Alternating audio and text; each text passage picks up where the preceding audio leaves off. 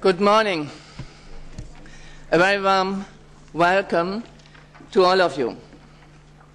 Dear Dr. Sorour, dear Mr. Johnsson, it is with great pleasure that I welcome you as co-organizers in cooperation with Global Center for ICT in Parliament, the UNDESA and the European Parliament to the 2008 World E-Conference. Dear Mrs. Mongella, President of the Pan-African Parliament, you and all the other speakers and members of Parliament who are honoring us with your presence, you are most welcome in the European Parliament. Today and tomorrow, in this second version of the World E-Parliament Conference, nearly 400 people from 80 countries, from all continents, will come together. All of you, Secretaries General, IT specialists, researchers, diplomats and officials will, I hope, look back afterwards on an interesting and lively conference. Unfortunately, Catherine Sisley, the Speaker of the National Assembly of Hungary, and the Under-Secretary General of the United Nations, Mr. Shah, cannot attend. Both had to cancel their attendance at the last minute due to budgetary votes in Budapest and urgent business in New York. Nevertheless, both will address us in using a short video message, which we will transmit later. The Speaker of the National Assembly of Congo, Mr. Justin Koumba, will only be able to join us tomorrow, as he had to attend the funeral of one of the vice presidents of that assembly. The President of the European Parliament, Hans-Gert Pöttering, has asked me from Dublin, which he is presently visiting, to convey to you his best wishes and the hope that this conference will lead to a general strengthening of inter-parliamentary cooperation. We both believe that the European Parliament should be an active player in providing support to the parliaments, especially in developing countries. Colleagues, ladies and gentlemen, we see an agenda with an impressive number of speakers. Our debate, however, is strengthened by the outcome of the first World E-Parliament Conference and the findings in the recently published World E-Parliament report. Both provide, together with the conference background paper, a solid basis for our exchange. The Global Center of ICT in Parliament has been the driving force behind these initiatives. They are doing a very good job. I would like to express my thanks to them for all their important work. Obviously, you will, in addition to our discussions, have many opportunities to meet your colleagues. Please visit the Cyber Cafe or the exhibition area on the third floor of the Pleanary building. For your information, our plenary debates will be video streamed, whereas 2 parallel sessions will be recorded. We plan to produce a short movie on our conference and make this available to all of you via the conference website. Allow me now to make a few remarks on the importance of ICT and Parliament. Viviane Reding, member of the European Commission responsible for information society and media, recently outlined some of the Internet megatrends that will shape our world. She highlighted notably the shift from a Web 2.0 for fun to a Web 2.0 for productivity and services. Indeed, today we cannot deny the growing influence of new technologies in our daily lives. Take the example of the incredible and fast development of social networks like Facebook or LinkedIn, which connect people around the world. New information and communication technologies have gained some ground in the political arena. They empower citizens and help to achieve transparency and access to information for all. These are cornerstones of democracy.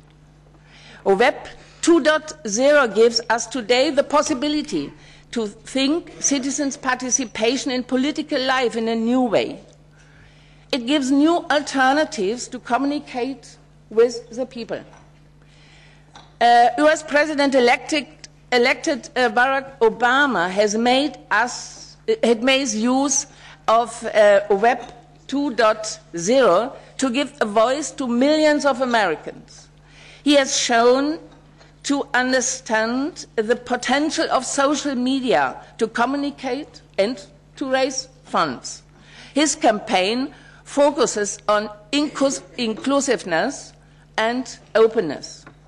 His use of YouTube and his recent decision to open even a special transition site, change.gov, will fundamentally affect the way politics will be done by all of us.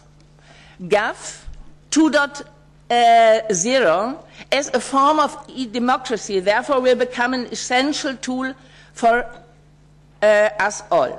It will allow engaging citizens, and especially young people, through social networking into political life, not as a replacement of representative democracy. It is a possibility for getting messages out of people and for people getting their message to the direct attention of political decision makers.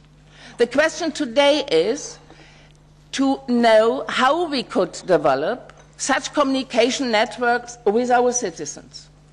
Parliamentarians and their institutions must play a fundamental role in the shaping of this new society. We should play the leadership on that matter.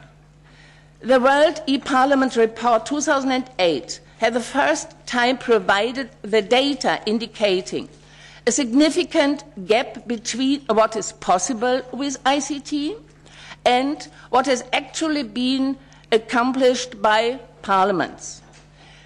Parliaments still need to reinforce the use of new technologies, to modernize their processes and make accessible and understandable information to citizens.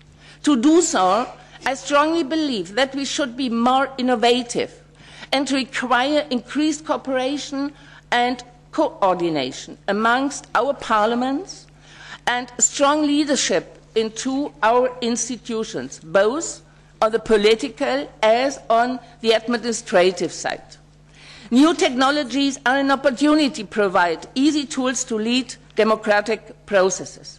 Our aim is, obviously, to assist new democracies to implement the best tools to support efficient democratic system in their countries.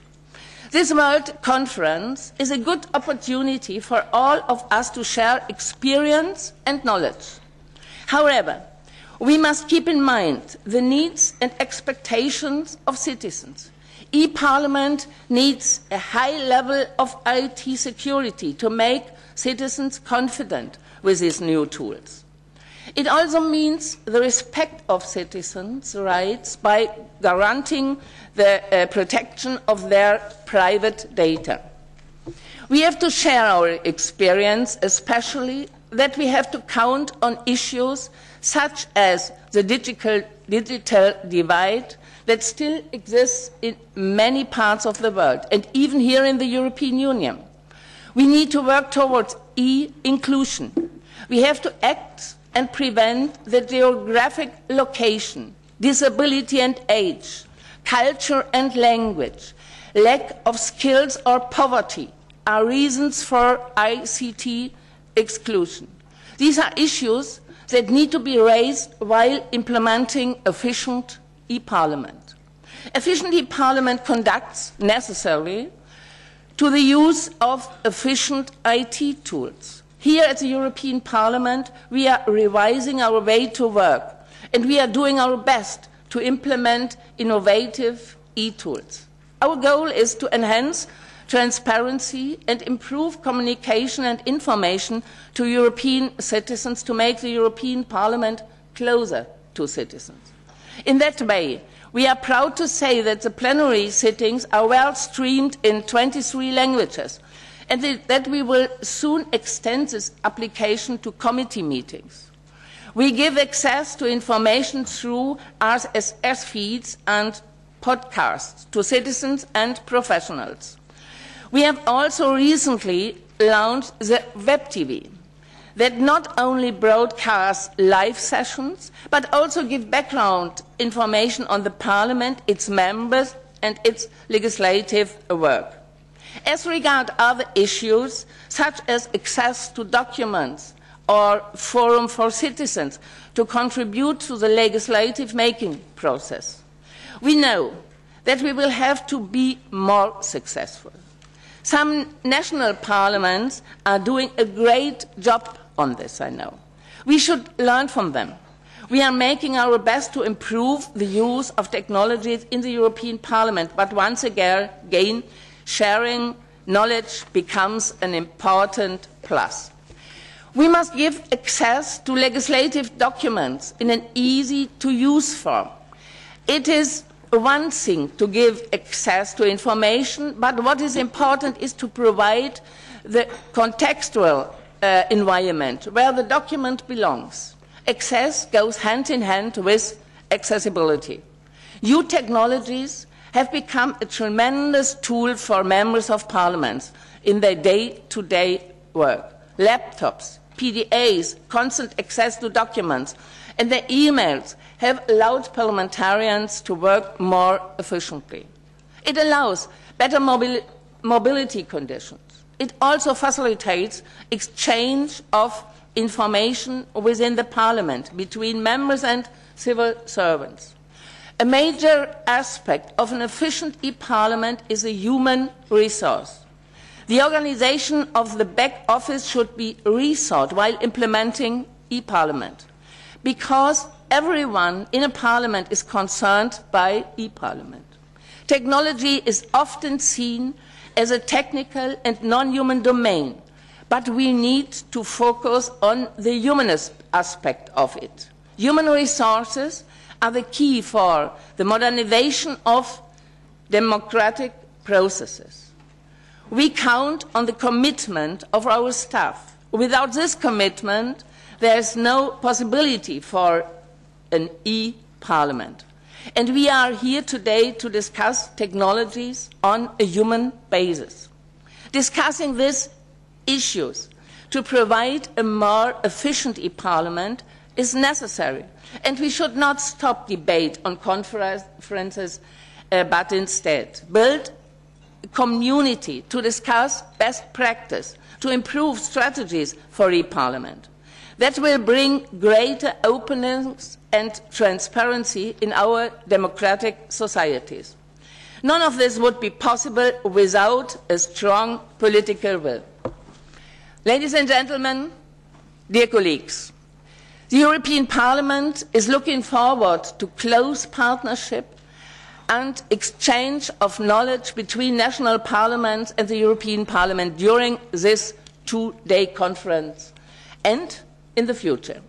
I hope that discussions around the programme of this conference will be fruitful, and that the combination of plenary sessions and parallel sessions will enlighten us on the best way to implement efficient e-Parliament and to tighten stronger bonds with citizens.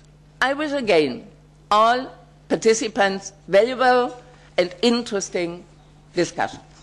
Thank you very much.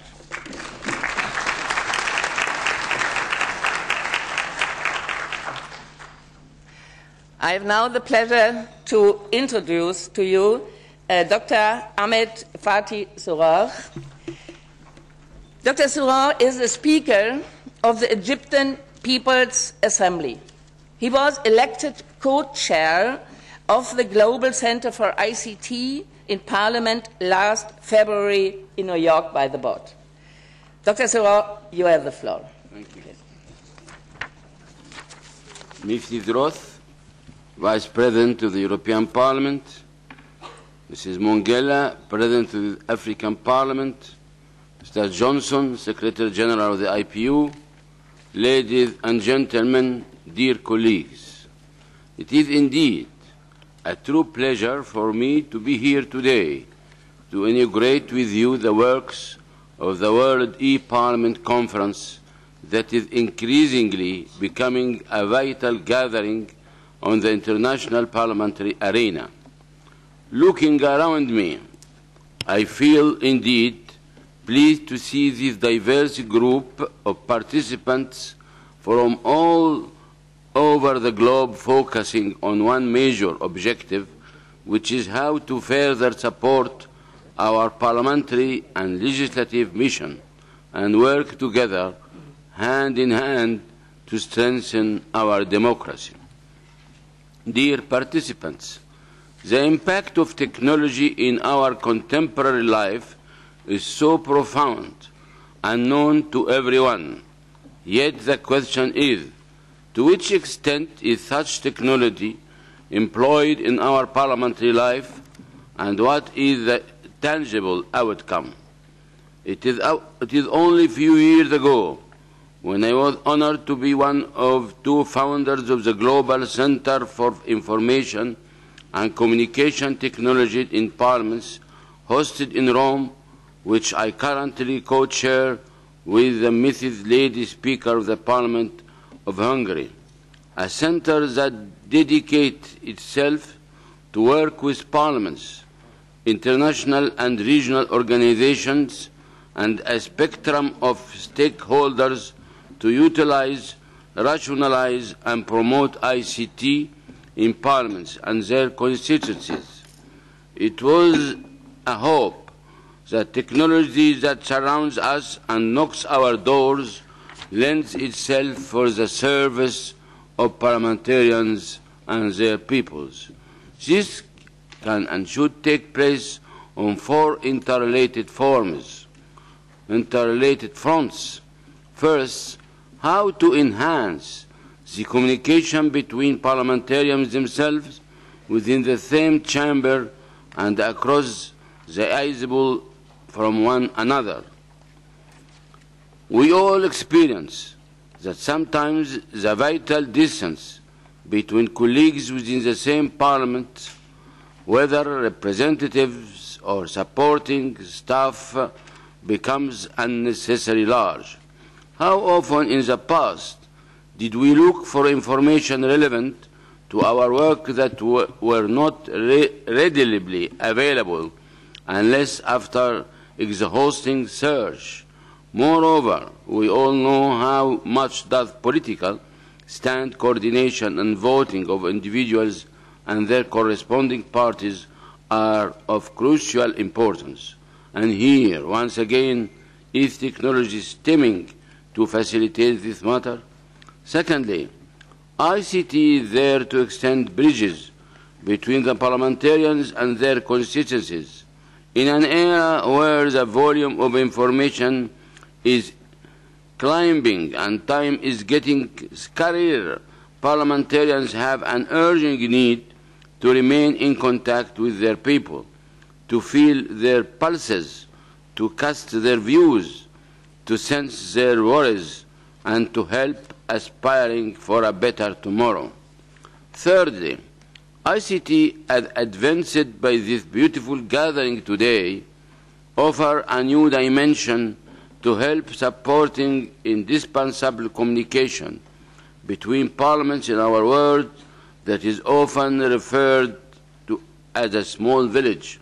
You know as well as I do that legislations are never in isolation across the world, even when taking cultural, ethnic, and socio-economic dimensions into consideration. How can parliaments benefit from the accumulated experiences of other parliaments in a timely and effective manner? How can we prepare, coordinate, and monitor international and regional laws and agreements without a sound base of information and an effective means of communications? Look at the current international financial crisis and how strong networking among parliaments could, when functional and effective, have been greatly helpful in finding common solutions and forming a unified stand. Fourth, comes documentation and the associated infrastructure that manages and updates its operation. As all of you know, we never address an issue in our parliaments unless we have conducted a thorough research and looked at a number of relevant documents. When I think of the documents that I personally go through each parliamentary year, I do not exaggerate if I say they are in the order of thousands. Archiving and proper data storage, sorting and handling is a key success element in a parliament in performing in the 21st century. With that, I must add the analysis of data and the monitoring of trends are of top importance towards a sound decision-making and sincere voting systems. Dear friends, as I go through the advantages and merits of technology, rest assured that we remain aware of the concerns and challenges. At first, there is a digital gap and divide between the developed and the developing countries. And while ICT assists in narrowing that gap, the difference is clear between the level and the extent of employment of technology in a developed country as opposed to a developing one. That is another reason why we are here today, simply to exchange views and stretch arms to support one another. Our world that is still facing monsters of ignorance, poverty, and wars is a world that needs to take closer steps through the work of parliamentarians. Again, there exists the challenge of misuse of technology, pirating and other unethical forms for use and attribution, and that should never be practiced or allowed in our parliaments as our people look high upon us. Last but not least, there are technical and know-how obstacles that face developing countries in introducing technology in their parliaments. Such obstacles need to be abolished or at least minimized through a rational use of resources, support of the international community, and healthy exchange of experiences. Having said so, I am pleased to share with you an emerging story of success that is yet to be accomplished.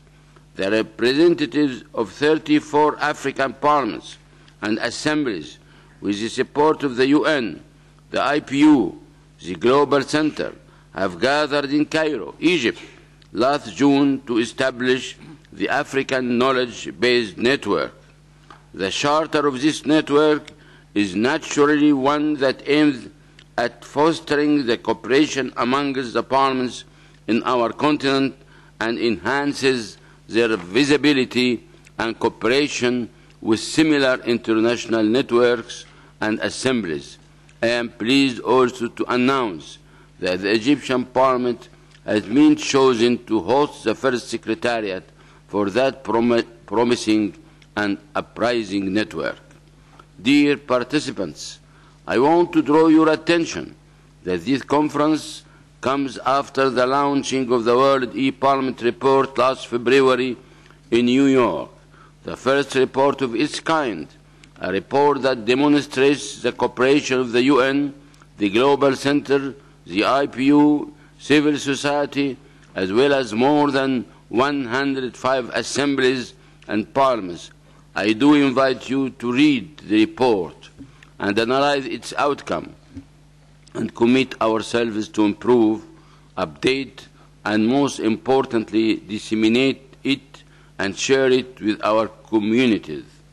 Fellow parliamentarians, dear colleagues, in the 2 days duration of this conference, there existed many vital issues to be discussed. A prime one is how to strengthen the democratic institutions in the information society, a society that is characterized by being dynamic, ever-evolving, and resource-demanding. What kind of structures, schemes, mechanisms, and human resources will be able to accept the challenge and undertake the tasks? Another key issue is how to meet the needs of parliaments, in particular within developing countries, using ICT as the means, not the end, and capitalizing on technology as the tool, not the objective itself. With all of that at hand, our conference will discuss opportunities rendered by ICT, and when I say opportunities, I mean creating them and fully utilizing them for the common welfare and not waiting for them to occur. Ladies and gentlemen, an appreciated effort has been exerted in preparing for this remarkable event that is hosted by the European Parliament. Let us make the best use of these opportunities. Let us open our minds and our hearts towards a fruitful cooperation and exchange of knowledge, and remember that fostering democracy is a journey and never a destination. I wish you and this conference all the success. Thank you. Dr. Sorour, thank you very much for this highly interesting remarks, which shows your special interest in new technologies. And I think it is very rewarding to hear that on the African continent the decision has been taken to endorse the Chamber of the African Parliamentary Knowledge Network as a concrete example of this cooperation. Thank you very much.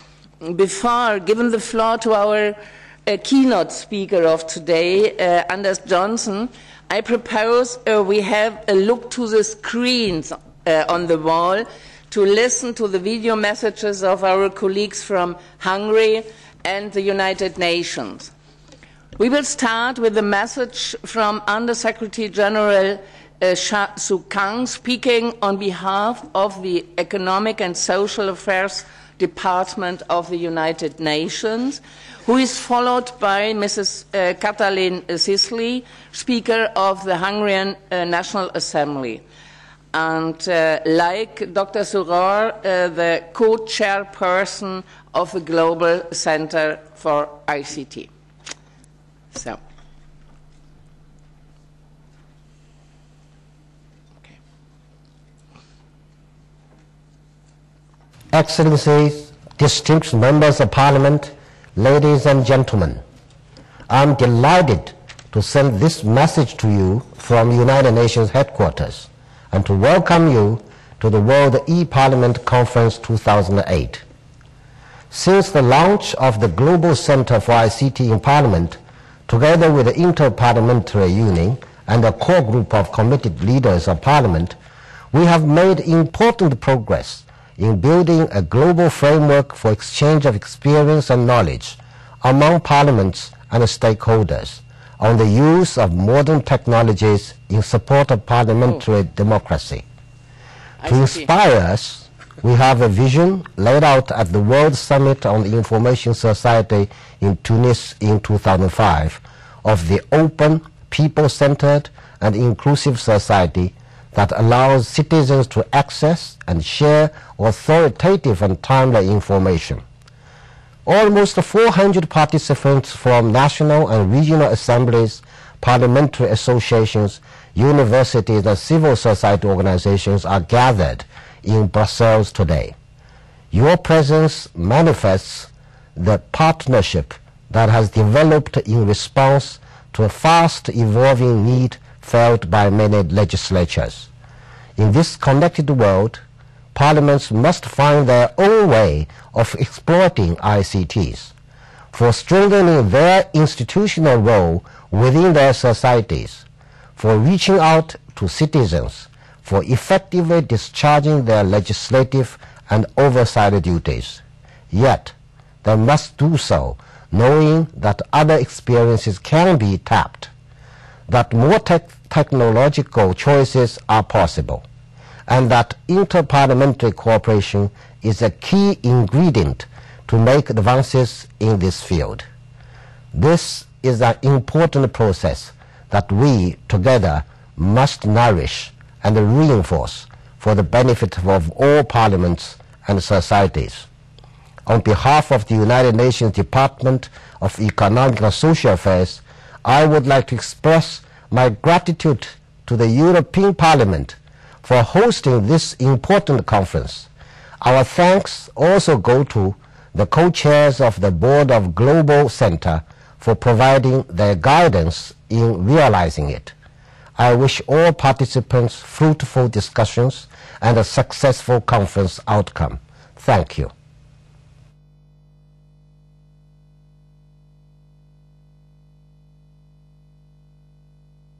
Good morning, dear colleagues. Ladies and gentlemen, dear colleagues. Indeed, I am sorry, however, I cannot be present in person at the World e-Parliament Conference 2008 in Brussels because the Hungarian National Assembly is in session to vote on the budget for 2009. At the same time, I am honored that thanks to the achievements of modern technology, I have the opportunity to greet you on the occasion of this event on behalf of the Board of Directors of the Global Center for Information and Communication Technologies in Parliament. It's a great pleasure to see that in compliance with the importance of this conference, what a widespread interest it has sparked in all parts of the world.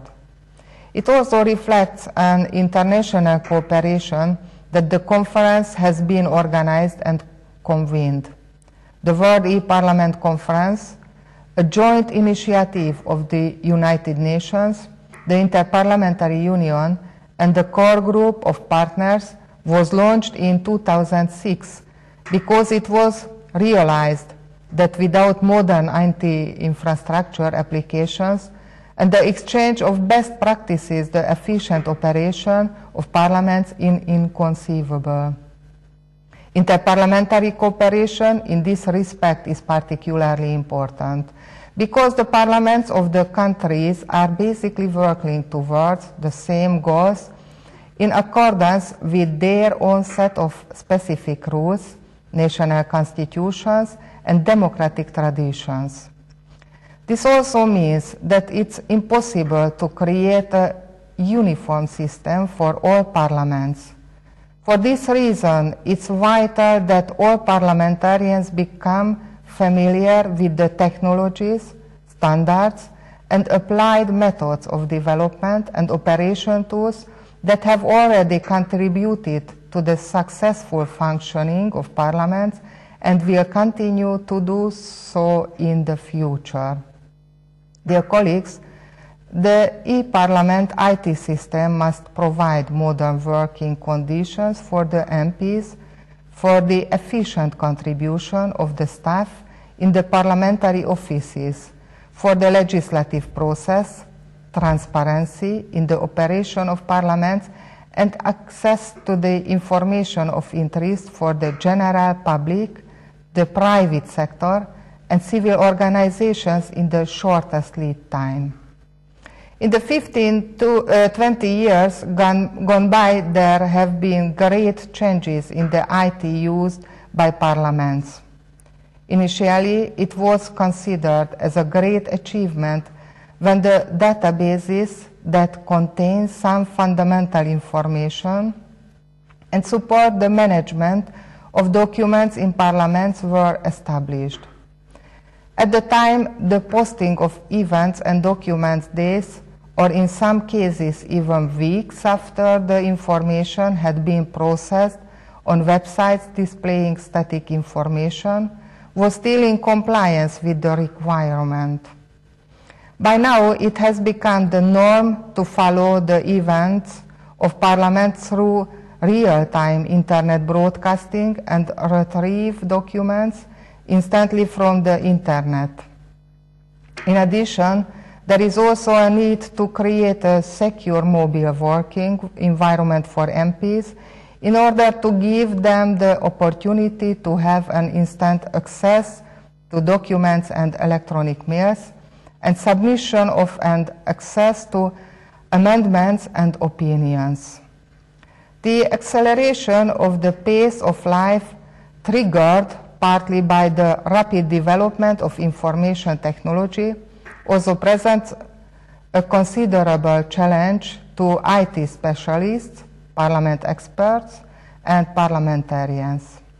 Dear colleagues, the Hungarian Parliament has had its own e-Parliament task force since 2001, which is responsible for identifying the key requirements for short and medium terms and the guidelines of development. Similarly to some other national parliaments, we also have some impressive achievements in this regard, considering the directives of e-democracy as well. Dear colleagues, I also attribute great significance to e-Parliament and the use of information and communication tools in Parliament. I wish to emphasize this, and to accept the invitation, let me inform you that the next session of the Board of Directors of the Global Center for Information and Communication Technologies in Parliament, to be held in March 2009, will be hosted by the Hungarian Parliament. Dear colleagues, it will be my pleasure to welcome you there. Ladies and gentlemen, looking through the work schedule of the recent few years, including the agenda of the World e-Parliament Conference 2007 and the related workshops, it's obvious that this technical area requires an analysis of diversified IT solutions and their application. The agenda for 2008 confirms the most important areas we have managed to cover by the plenary and parallel sections. The plenary sections are responsible for developing a comprehensive approach, including a summary and analysis of the current situation and defining key development criteria and the opportunities for regional and global cooperation. In contrast, the parallel sections provide a deep analysis of current technological challenges, from the application of open source software, document management, website use of best practices, or IT infrastructure related issues, to creating the technical conditions of a dialogue between MPs and citizens, and the organization and development issues involving the officials of Parliament. Dear colleagues, I would like to thank the European Parliament, the Global Center for Information and Communication Technologies in Parliament, and all contributing organizations which have made it possible for the World e-Parliament Conference 2008 to provide the necessary conditions and background for this two-day event in Brussels.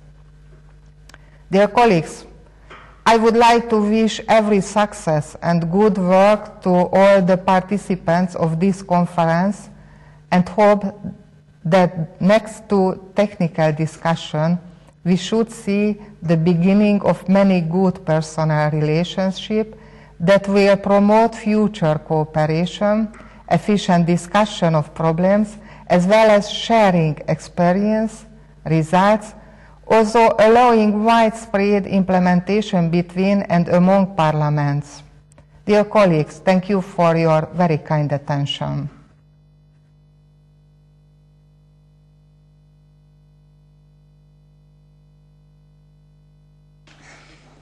So, after this video messages, we have now the pleasure to listen to our keynote speaker, Johnsson. He is Secretary General of the Inter-Parliamentary Union, I think for 10 years now, and his entire professional life has been devoted to international cooperation, the promotion of democracy and parliamentary diplomacy. We have the pleasure now to listen. Please, you have the floor. Thank you, Madam. Thank you, Madam Chair. I would like to start by thanking you, thanking the organizers. Well, how many times do you press this button? Once. Well, Once. I think it's okay. But it needs to I will try to speak louder. Does that work better? Very good. So, let me start by thanking you, Madam Chair, and thanking the organizers of the Second World E-Parliamentary Conference for having conferred on me the honor of addressing you as this conference starts its proceedings. And let me start by saying at the outset that I am very pleased to see that we have in this room both senior officials as well as members of Parliament attending the event.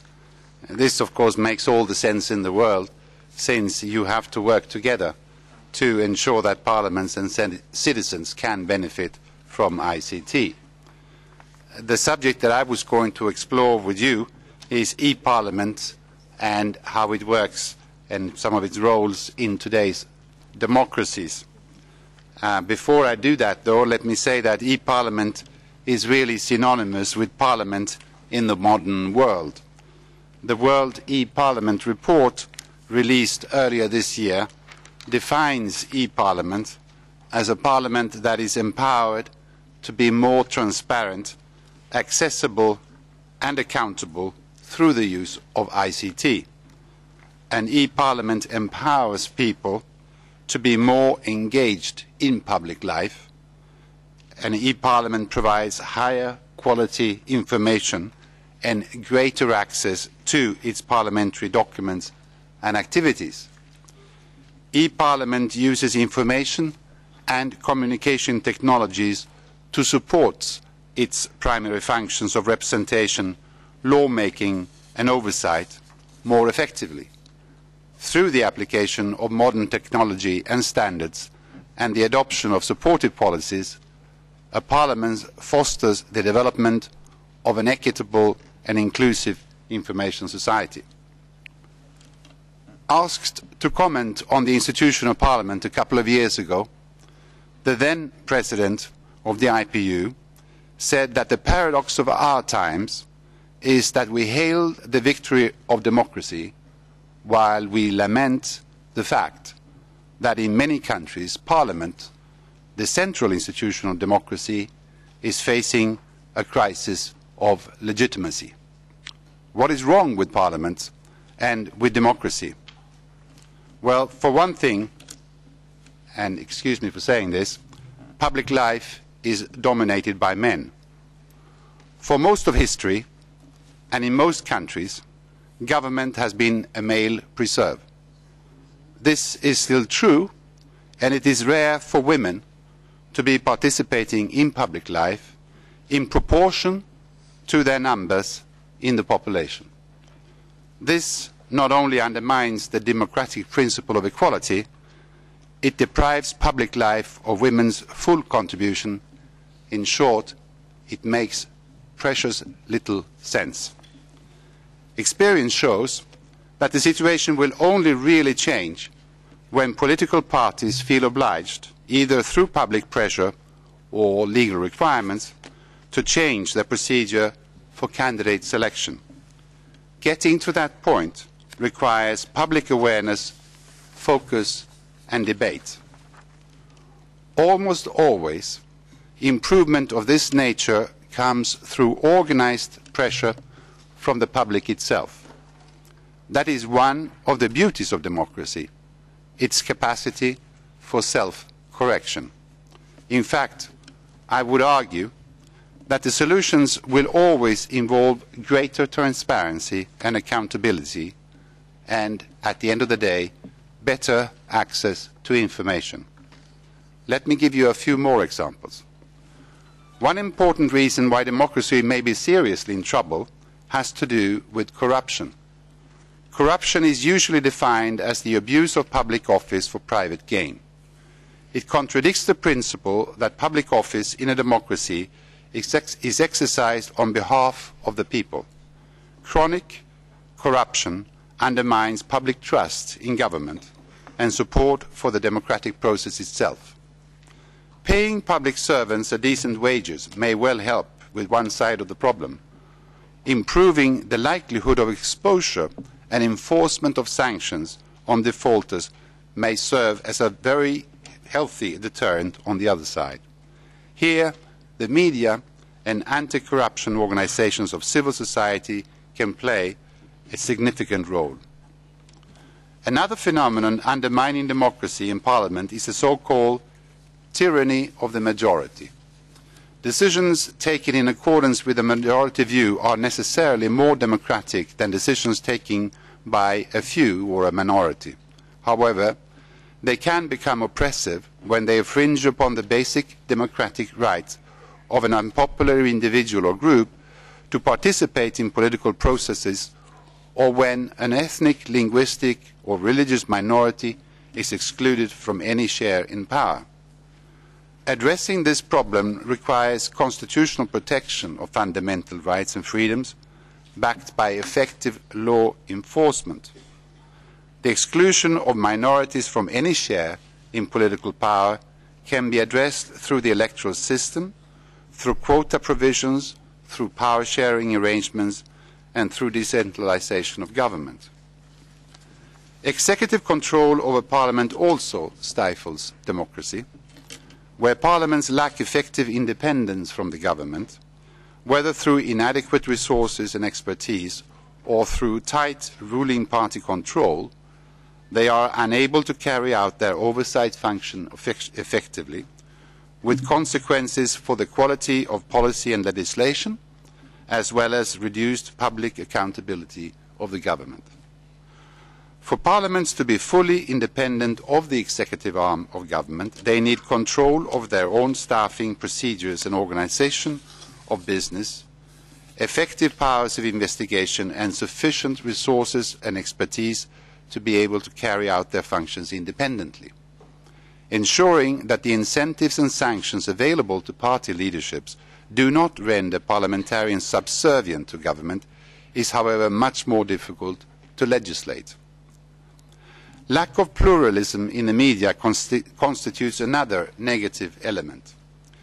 The key requirement for the communication media in a democracy is pluralism, multiple sources of information and diversity of views and opinions. This diversity can be threatened from two directions: from government through the control of public media or more subtle forms of pressure and censorship, and from the private sector when there is undue concentration of ownership of different forms of media. Government control of or interference in publicly funded broadcasting can best be prevented by establishing an independent broadcasting authority with a politically inclusive or non-partisan membership. Concentrations of media ownership can be addressed through legally enforceable limits on ownership, including cross-media interests. And then, of course, there is public apathy. Loss of public interest in politics, of confidence in government and of belief in the value of the democratic process poses dangers to the survival of democracy itself. It is usually symptomatic of something seriously wrong with the system of government and of a widespread sense that people are powerless to change or influence it. There is little evidence that people anywhere have lost interest in the major issues that affect their lives. Rather, many have lost confidence in the institutions of representative democracy to do much about those issues, and in their own ability to influence those institutions. improved electoral choice, more effective and responsive government, and better political leadership are all needed. There is no single one solution. The common denominator in all of the points that I have referred to here is ensuring that citizens have the information which is indispensable to ensuring the genuine exercise of their participatory rights. ICT is a powerful tool to achieve this objective. To improve citizens' access to information about, firstly, the role of Parliament, secondly, the legislative agenda, and thirdly, the activities of their elected representatives. Today, only a small number of parliaments are harnessing these tools effectively. Doing that job better will require political choices which can seem minor, but which ultimately have a major impact on the quality of democracy and its evolution in coming years. Just as we make choices in our daily life, so parliaments make choices about the kind of institutions that they want to be. Does Parliament see itself as a closed institution that needs to protect itself from the intrusive glare of the outside world, or as a dynamic, vibrant institution that is keen to establish links with the citizens that elect it? When IPU puts this question to Parliament, albeit formulated in a somewhat less tendentious manner, they nevertheless clearly told us that their objective was to be more transparent, more accessible, and more accountable to their citizens. And they gave us many examples of good practice that can inspire others. Decisions about moving towards an e-Parliament are first and foremost political. After all, deciding to make draft legislation available to the public amounts to opening up the institution to scrutiny, questions, and frequently criticism. Yet democratic dialogue, where people are able to express their opinion on the matters that concern them, is fundamental to democracy. We should not fear dialogue, but embrace the possibilities that ICT offers to enhance it. Nor should we be concerned when people ask, well, how can we do this? Or say that they do not have the necessary technical skills. The experience and expertise that is assembled in this room, for example, has already found solutions to most of the technology problems. I am confident that collectively you will be able to find solutions to the new and emerging challenges. The way forward, therefore, is through collaboration, and we are all in this together. From the very beginning, UNDESA and the IPU embarked on a systemic approach to e-Parliament. It resulted in the Global Centre for ICT in Parliament that was established at the World Summit on the Information Society in Tunis in 2005. That was only 3 years ago. Few would have imagined the incredible progress we and you have made since then. In little more than 2 years, we have produced the 2008 World e-Parliament Report, held the first World e-Parliamentary Conference in Geneva, undertaken a whole host of activities, and established a network of individuals and institutions which today are represented at this second World e-Parliament Conference through more than 100 delegations. During this short period, we have found that the fast pace of innovation and the characteristics of ICT allow us not only to identify and exchange solutions and experiences, but also to develop some of them jointly. The experience of the regional UNDESA program in Africa demonstrates that collaboration is also possible on advanced solutions by using document standards and open source information systems. The establishment of learning and knowledge networks, as well as working groups on specific topics, is necessary to reinforce this process of interparliamentary collaboration and cooperation. I would like to congratulate you, Dr. Sorour, for having hosted the Cairo conference that established the Charter of the Africa Parliamentary Knowledge Network and all African parliaments that have endorsed it. I would like to take this opportunity to invite your colleagues in Latin America, in the Caribbean and in other regions to emulate his example and to create similar vehicles of cooperation among officials and members dealing with the parliamentary machinery. Working in a global partnership is not easy, but it is essential to achieve greater results.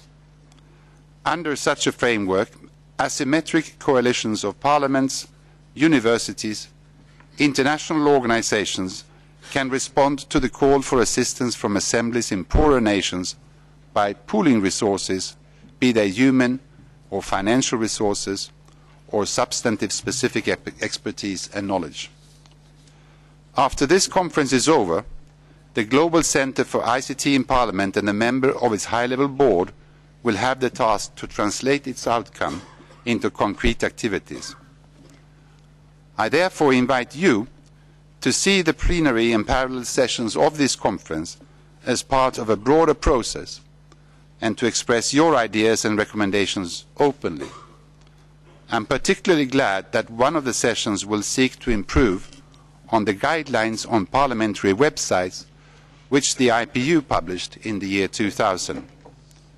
While many of the guidelines retain their validity, this conference constitutes an opportune moment to incorporate the evolution in the technological environment and the many lessons that have been learned by parliaments on the web. I would like to end by inviting the donors and international law agencies to join this process with UNDESA and the IPU and to support them for the benefit of all. I call on the Global Centre for ICT in Parliament to pursue its efforts to build a forum for collaboration among the parliamentary community, and I call on you, parliamentarians and parliamentary staff, to be leaders in the move towards more transparent, accessible, accountable and effective parliaments. Thank you very much.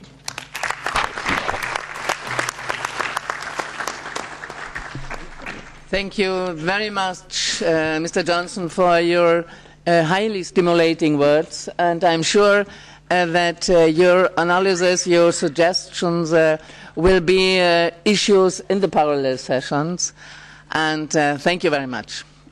Now we come to the next presentation from Geoffrey Griffiths, who is currently the Senior Advisor of Global Centre for ICT in Parliament and someone who has a vast experience in a parliamentary environment. Mr. Griffiths has been instrumental in the production of one of the key base documents for our conference, the 2008 World e-Parliament Report, and is thus qualified to present to us the state of ICT in Parliament, a global perspective. Mr. Griffiths, the floor is yours. Thank you, Honourable Rothe. Excellencies, Secretary General of the Inter-Parliamentary Union, honourable members of Parliament, ladies and gentlemen. I'm pleased to be able to present to you today a brief overview of the current state of information and communication technology in the parliaments of the world, and to consider some of the most important challenges that are facing legislators in the next several years. I will give you a summary of the findings of our global survey of parliaments conducted last year and reported in the World e-Parliament Report 2008. I will suggest some of the new and emerging technologies and practices that have the potential to affect the way that legislatures carry out their responsibilities. I will also discuss briefly how this conference is designed to address many of these challenges, and I will suggest a number of goals and objectives for improving the use of ICT in parliaments that participants in this conference may wish to consider in 2009 and beyond.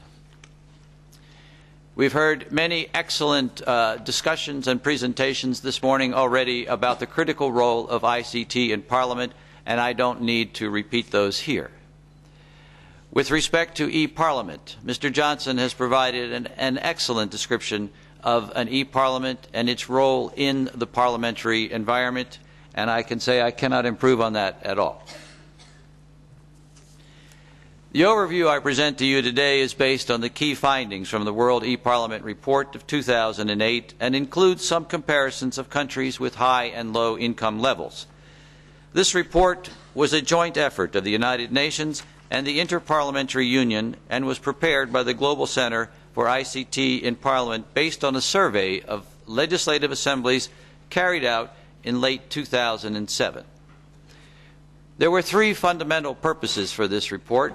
One was an authoritative baseline of the use of ICT in parliaments. Second, to share lessons learned and good practices among parliaments. And third, to identify projects for donors and parliaments to engage in that would enhance cooperation and collaboration. These are the areas that are covered in the report, and they provided a broad framework for assessing the role of ICT in Parliament. This map shows participation by countries and regions. It is clear from this map that the number of countries responding was very impressive. We had enough assemblies from 3 regions that we could provide some analyses in the report of each of them. They were from the EU area, Sub-Saharan Africa, and Latin America. A total of 105 assemblies responded, and we are especially grateful to the individuals in those assemblies who took a number of hours of their time to complete the survey. We thank you very much. Here are some of our primary conclusions from the survey. First, some parliaments are clearly innovators in their use of ICT. They are the leaders. They have developed systems for managing most of their important documents. They are using open document standards. Their websites present the most current activities of the Parliament. Many are using several channels for communication, such as real-time video, to provide access for themselves and their citizens. They use a wide range of information sources, and they are building a policy and knowledge base to ensure a more informed legislature. They provide numerous links to relevant documents and information about proposed bills. Their members have PCs in their offices and laptops when they are traveling. And finally, many are testing new ICT-based methods for communicating with citizens and engaging them in constructive discussions of policy options. However, this group is small. We estimate from the survey that it is 10% or less than those who responded to our survey. For most parliaments, the survey documented the fact that there is a substantial gap between what is possible with ICT and what has been accomplished. The use of ICT in these parliaments is best described as uneven. They provide systems for perhaps one type of document. They use proprietary document standards. They provide the text of bills, but offer no links to related information. We know from the survey that this gap is especially pronounced, although not exclusively, among legislatures from countries with lower income levels. The next several slides will illustrate some of these key points. In our analysis of the survey results, we were able, for many questions, to compare results based on the level of income of countries. In this slide, we see the results of 3 questions related to technical infrastructure, that is, hardware, software, networks, and other systems and services. In the survey, we asked many questions about infrastructure. Here are the results of 3, broken out by income level, showing the responses of all parliaments who responded to the survey in light blue, parliaments in countries with high income levels in dark blue, and parliaments with low income level in green. The first group of columns shows the percentage of assemblies that provide their members with individual PCs. The first column shows the percentage among all participants, just over 60%. The second, those with parliaments from high income, over 80%. And the third shows parliaments in low-income countries of just under 80%. We can see these disparities continue to appear in regard to providing Internet access and remote access. This graph shows the percentage of parliaments that have implemented systems for creating and managing legislative documents. The first set of columns shows the percentage that have a system for bills. The second for committee reports, and the third for plenary debate and speech. What is especially important about this graphic is that while it shows the expected differences based on income, it also shows that less than half of all respondents have a system for managing bills. These percentages do improve somewhat for committee reports and plenary sessions, and the difference becomes somewhat less severe. However, legislative document systems are fundamental to the work of parliaments and a key technology for supporting the work of the legislators. The fact that the percentages are as low as they are is a concern. Finally, we have three questions related to communication with citizens: the creation of a website, the use of email, and the establishment of citizen forums. Three conclusions stand out. First, we can see in the first group of columns that nearly everyone has a website. This is a very positive finding, although we know from other survey questions that many of these websites need to be more timely and more complete. Second, we can see from the middle group of columns that most also have email to support communication with citizens. When we look at the third set of columns, however, we see that while many parliaments may be interested in new ways to communicate with their citizens, this is an area of uncertainty about what works well. Many are holding off implementing systems until it becomes clear how to use these new technologies more effectively.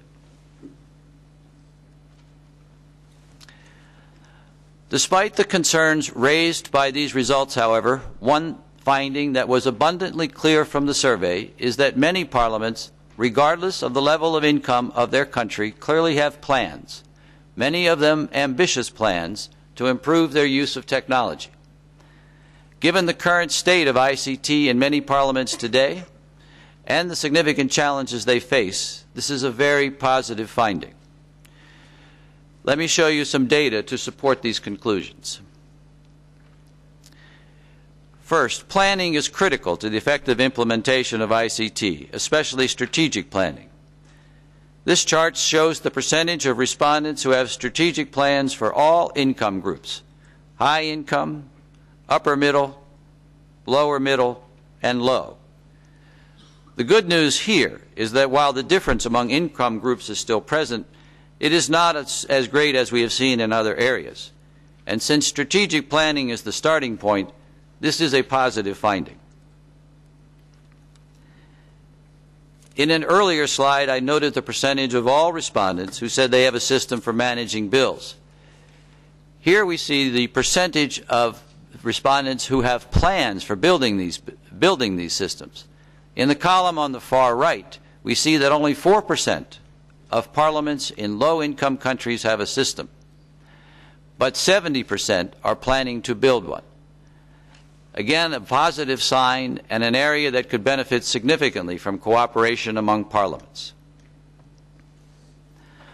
Open document standards such as XML are very important and very difficult, but they are the key to many things, including ensuring the long-term availability of official documents in digital formats. It is a good sign, therefore, that the third column tells us that those assemblies who have a system for bills, of those assemblies, 28% are currently using XML, and another 49% are planning to use it. When those plans are implemented, almost 80% will be using XML in their system for managing bills. With respect to improving services for information, this is a very interesting chart. This shows the response to the question, do you have or are you planning to have information services linked directly to policy issues and legislation?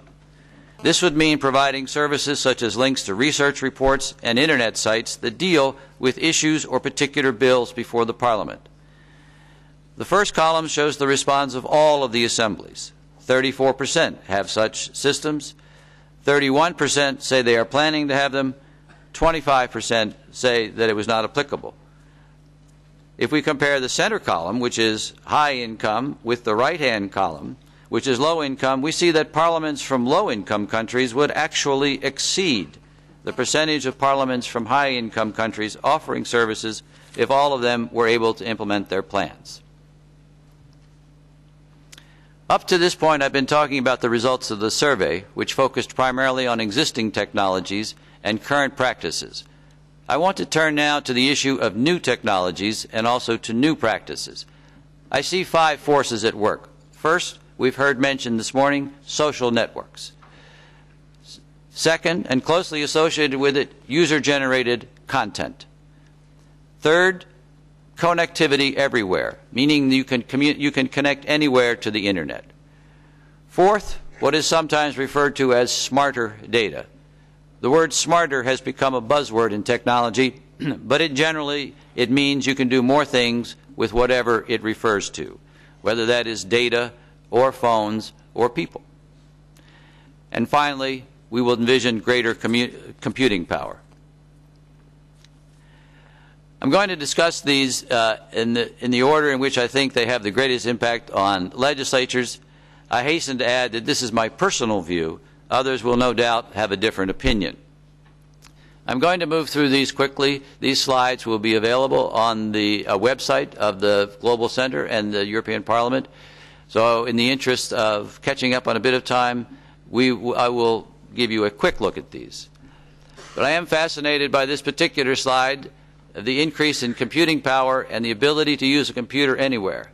This is a picture of an an MIT scientist who is testing a new device which could generate electrical power for a PC by having these wires woven into the coat of the person who was walking, and the movement will provide power.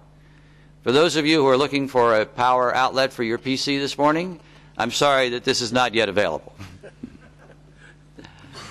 This is a slide that you'll want to look at in more detail when you can offload it. It suggests the direction of things that will happen as we tag data and make our information smarter. With respect to connectivity everywhere, I found this slide amusing, certainly not all that relevant to all of the parliaments of the world, but many of the pictures here represent what is likely to happen in the future. There used to be a joke in the United States about having your refrigerator connected to the Internet. In some homes, that's not a joke anymore. Here we have a picture from the AT&T communications company in the United States, projecting the increase in speed that they are going to provide over the next several years. Today, they can download a 12-track CD for you in 4 minutes. Sometime between 2009 and 2010, and I should point out that 2009 is just a few weeks away, they expect to download that 12-track CD in 50 seconds. And somewhere beyond 2011, they expect to download that CD in 4 seconds. The impact on parliaments who have archives of their webcasts could be quite significant if this is the case. This is a picture of the evolution of social media on the Internet, beginning in 1985 when many people were beginning to get on the Internet, to the time when some claim that Yahoo began to organize it 10 years later, Google began to search it 10 years later, and just recently Facebook making it all social, all occurring in the last 10 years. Another slide that you may find interesting with regard to the future direction of media on the Internet, and especially the impact of user-generated contributions to news and news reports. I want to talk about a few lessons from the U.S. presidential campaign and some questions. We heard reference to that this morning. What did we find that is likely to be lasting? There was citizen involvement through the web. Information was sought through the web in unprecedented volume. Citizens using the web to find information about the candidates. In the next 4 years, there will be new techniques, because the techniques used in this last campaign were not even available in the campaign before that. Does this mean there is likely to be permanent engagement of citizens through the web? I put a question mark there because we think that is true, but it needs to be proven. And if it is so, what will be the role of parliaments in engaging citizens through the web? There are enormous challenges and opportunities, and we can share some of those ideas, and you will see some of those ideas in the parallel sessions of this conference. One thing is clear: President-elect Obama intends to continue his outreach from the presidential position and to continue his outreach to citizens even though he's not in a campaign. Citizens will be hearing from the President directly. The question we face this morning is, will citizens be hearing from the members of Parliament directly in the same way they hear from the President-elect? In our report for addressing some of these many challenges, we had a number of managerial recommendations. The first, of course, was to engage all stakeholders, both internal and external. Second, a strategic planning process, strong management, investment in staff, and collaboration at all levels. We need a vision which is supported by the leaders and the members, and that results in a clear strategic vision. That strategic plan must address a wide range of issues. It must have governance from the Speaker or President and the members and the oversight committees, and strong management from the Secretary General and the CIO.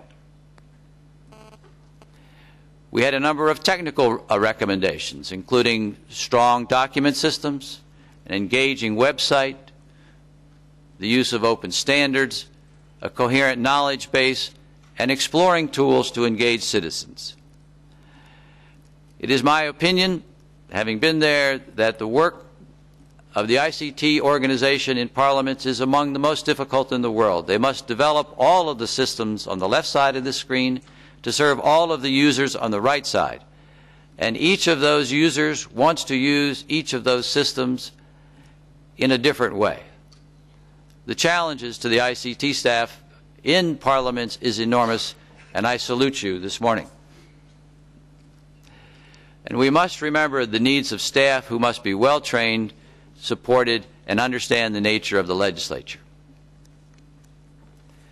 Our conference this morning, how have we responded to these challenges?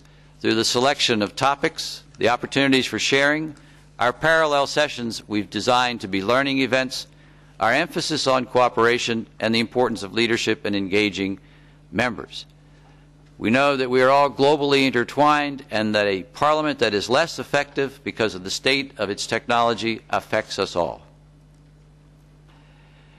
But we also know that nothing happens in a legislature without leadership support and the engagement of members, and that's where it must begin. What goals might we wish to consider? Might this conference wish to consider? I note first the statement from the board of the Global Center at its annual meeting in 2008. By the year 2020, all parliaments should make efforts to have authoritative, timely, and complete information on all stages of the legislative process in every country, publicly accessible on the Internet. What other goals might we consider? We'd like to see even more than 105 assemblies responding to the survey, more assemblies at our next year's conference, more legislative document systems. Remember, only 43 parliaments reported, 43% of parliaments reported that they have document management systems. That number should go up. Greater use of open standards.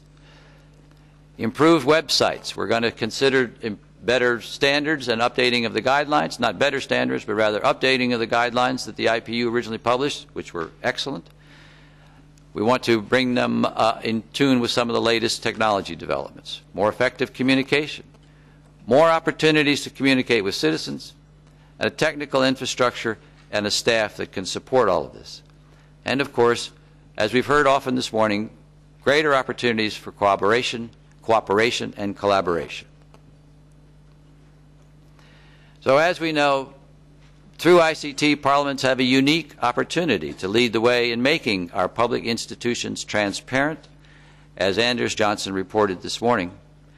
Parliaments can therefore be proactive agents in creating an equitable and inclusive and open society.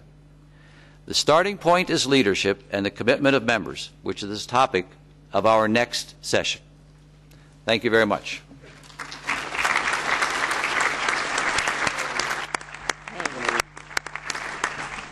Mr. Griffiths, thank you very much for this very impressive presentation.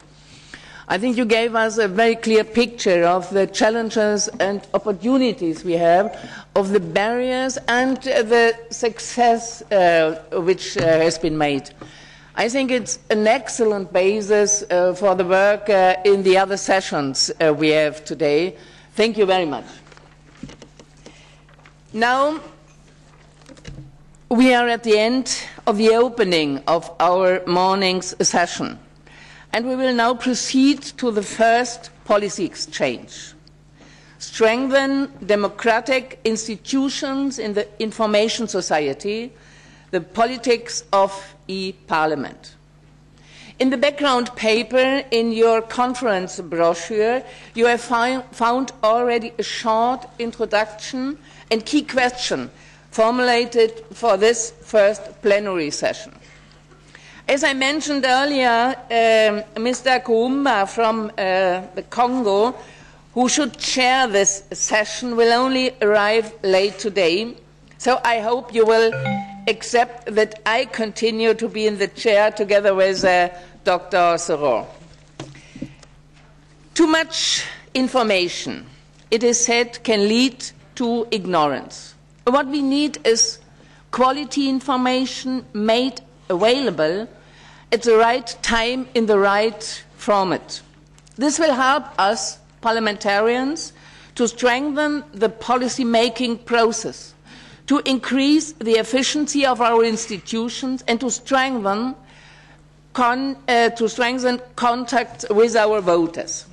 Becoming more open in our work, stimulating full transparency and ensuring that nobody will be left out from these developments, it's essential if we want to exercise influence in the shaping of information society.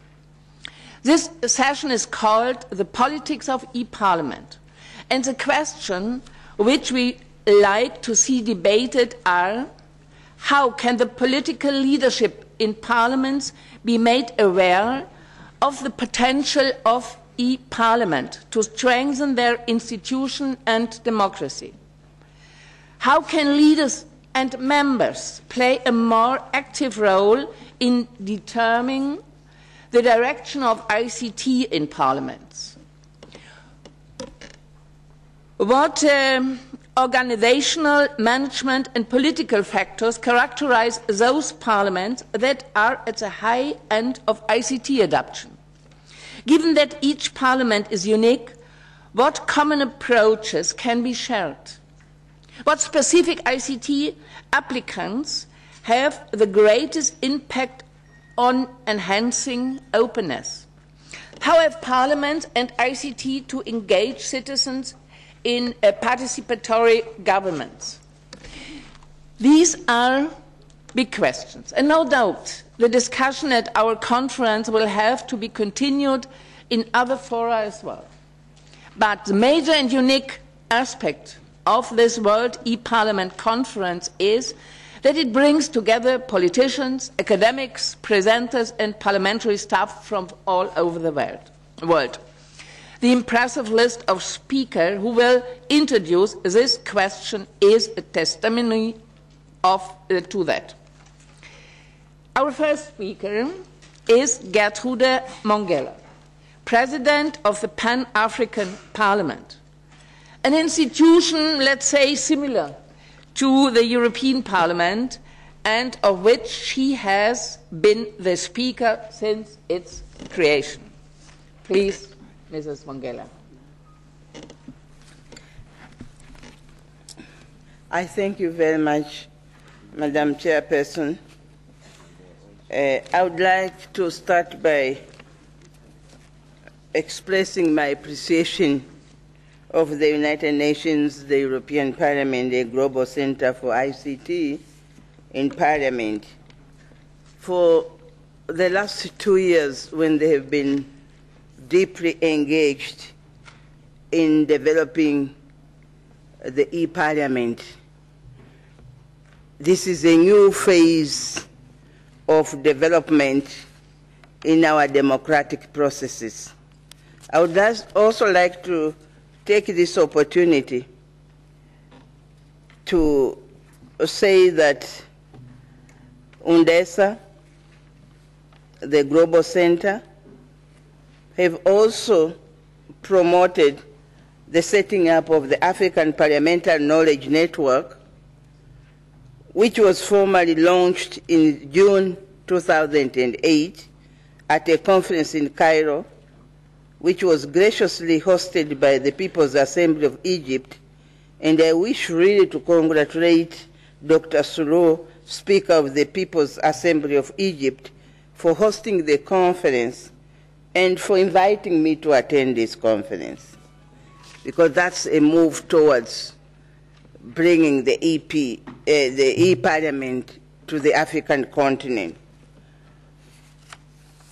Honorable members, speakers, and our experts present here, I would just want to start by making one comment that I think the question now is not whether the use of ICT in our parliaments is important or not. We've crossed over that question. The question is how to implement it. For us in the Pan-African Parliament, this is the best answer which will enable the Pan-African Parliament to carry out the mandate given in the protocol that establishes this Parliament. The Parliament is now 5 years since its establishment. We have seen the problems of non-connectivity. We are using 6 languages in the Pan-African Parliament. Given the problems of movement on the African continent, this is the only way we can move across ideas from our parliament and to the people we represent on the African continent. Because with the ICTs, there are no mountains, there are no rivers. You can just move across once you are connected. And our objectives of the Pan-African Parliament is to promote the exchange of experiences and information of different aspects of our parliamentary work among national and regional parliaments. We also are supposed to harmonize some of the laws on the continent, and it has become very difficult to engage in this responsibility without a quick method of connecting within the African Parliament. With this system, we'll be able to build capacity to develop programs and joint activities across the continent. When there was a screen showing the low income, the high income, and mid income, definitely most of Africa falls into the low income. The question we have to address, if we have to engage in this utilization of the ICTs in the work of Parliament, is first the accessibility to technology. That's the biggest question on the African continent, because the technology is not easily accessible and affordable. So I think it's within this conference that we have to address how does Africa access the technology, and how does Africa afford the technology. And what is the budget involved? Maybe this is also an exercise where experts must help us. What are we talking about when we are talking about African parliaments at national level, regional level, and at the continental level, using ICT in all our parliamentary activities? What's the budget we are talking about? How are we going to reach resources that will enable us to get the technology and to train our people? For us, this is also a major concern which we should address, so that at the end of the day, we do not find ourselves lagging behind the way we are lagging behind with the Millennium Development Goals. We all agreed in developing the Millennium Goals, and adopted them, but because of some of the issues we never took into consideration, we are now seem to be lagging behind. I think for Africa, it's not so much of lack of goodwill, it's lack of the capacity to do it. So I do hope that in this conference we are also going to address that. Now, coming back to the question of use of ICTs in the parliamentary activities, another important thing is that if you see the development on the African continent, some of the problems we are experiencing, like the conflicts, is a result of non-connectivity, no dialogue. For example, if you take the Eastern Congo and the size of the Congo, I doubt whether the members of parliament of the DRC can express the wishes of the people of the Congo from the DRC, from all corners of that country. So sometimes the dialogue among the citizens is going to be a very crucial question to solving some of the problems which will go beyond just connectivity among parliamentarians and the people who voted for them. It would also mean connectivity among the people to be able to solve some of the problems which cause conflict on the African continent. I would like to also point out the question of democracy. I read my history when I was in primary school about the Roman Empire and all the development of democracy by these great thinkers, where the issues were more on the voices of the people in a community. I think it was called a state, but I think it's what we understand to be a community. Otherwise, they would not engage everybody coming to the conference where they debated the issues. This was the same in Africa, that when we were still living in our small communities, the village headman would drum and everybody would come to the meeting. But as we moved on to be states, this became impossible. We can only go back to a certain extent of that type of democracy, which is very ideal, by using the ICT. Because that's when everybody can press in and get the same information at the same time.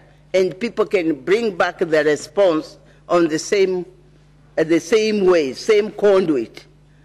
So if we really want to build the democracy, which is not hijacked by parliamentarians, I'm using this word deliberately because I'm a parliamentarian myself. Sometimes we go to parliaments without even consulting our people. And we declare that we are representing the people. With the use of the ICT, we, representatives of the people, will have to be really consulting our people, because they will have the power to either object to the ideas you are claiming to represent them. So that hijacking of a few people called parliamentarians, hijacking the voices of the majority, I think the only solution is the ICT. I see it even in the African Parliament. that if we are not connected to the people, and we are not yet properly connected, and we cannot be heard. Some people ask, what is the Pan-African Parliament? It's lack of connectivity. So if people don't hear us on the continent, what right have we to say we are representing their voices? So I think this is also a very crucial point in democracy, which we are trying to develop in Africa in particular, but also at the global level. Now, the other thing which really we need to address in this type of democracy using the ICT is the question of bridging the gap between those who have the technology and those who do not have the technology. If we don't bridge that gap, I think we'll have a democracy which is inclined only on one side. So in this world where everything is happening at the same time and has an effect on the other parts of the world, it's very important, therefore, to level the ground when it comes to ICT. And in fact, the problem, the difference which we are seeing between those, the high income and low income in the use of the ICT, is that which continues to create the gap between the developed and the developing.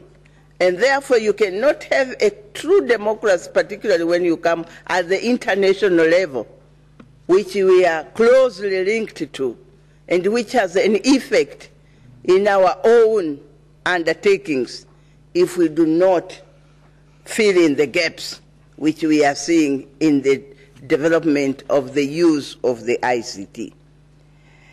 I would like to say that at this point, that if the parliaments are really representatives through which the will of the people finds expression, in which the diversity is manifested, and in which the differences between them are debated and negotiated, it's clear that the politics of e-parliaments have a significant impact on our democracies as they greatly enhance the opportunity of citizens to dialogue with their representative bodies.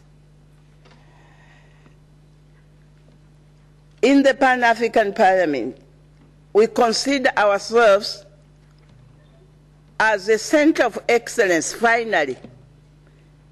And since the South African government has embarked on constructing this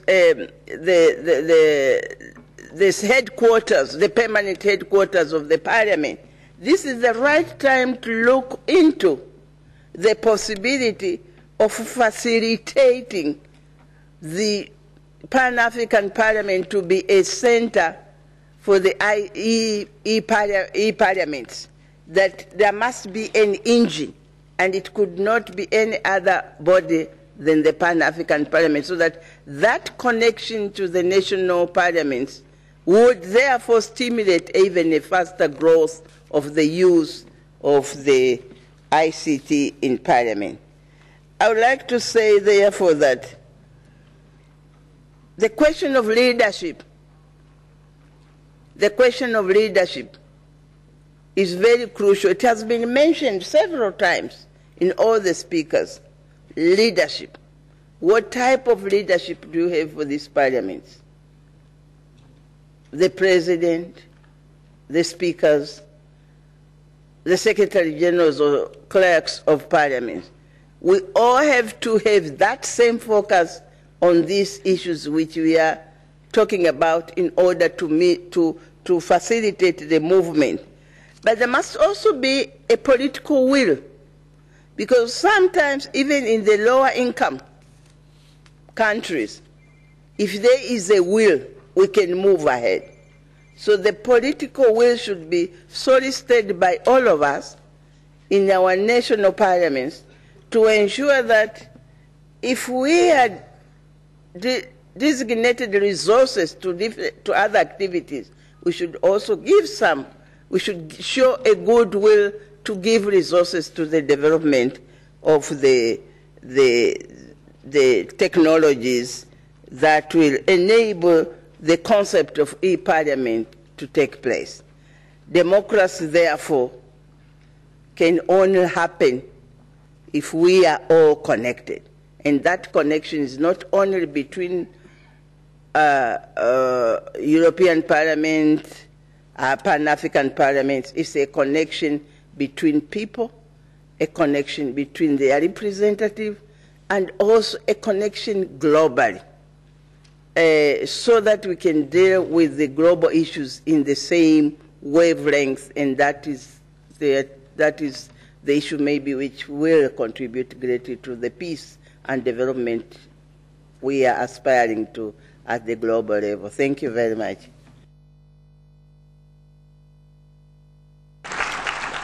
Mrs. Mongella, thank you very much for this colorful, very concrete and very impressive words from a politician on this challenges, the opportunities we have with ICTs for our parliaments.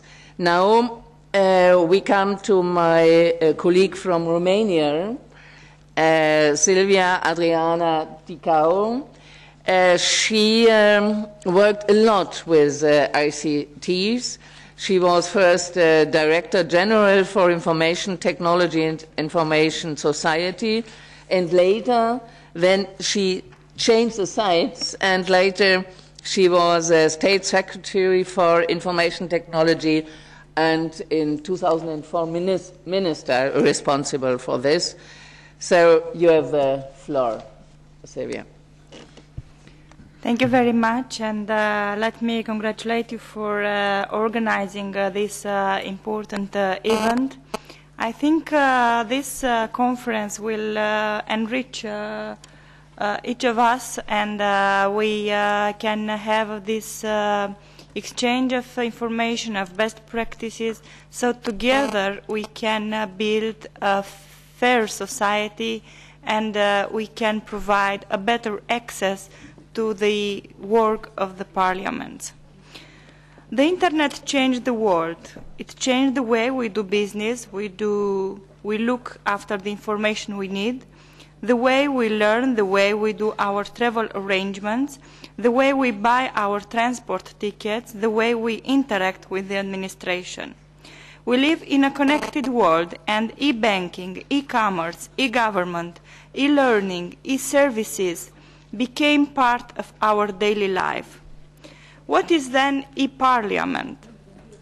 I strongly believe that for us, when we are at about 7 months before the European elections, it is the right time to discuss about e-parliament. The European Union put together the force, the knowledge and the expectations of all its about 490 million European citizens. Almost 60% of the European citizens have access to the internet. So, through e-parliament, 60% of the European population has access to the information related to the parliamentary activity. In Europe, Germany is the front runner related to the internet access. Worldwide, unfortunately, the internet access rate is only at about 21.9%. We need to help the entire world to be connected. The access to the information is a must. E-Parliament is a wonderful tool to provide information and electronic services internally to the members of the parliaments and to the staff employed by the parliaments, as well as externally to the interested public.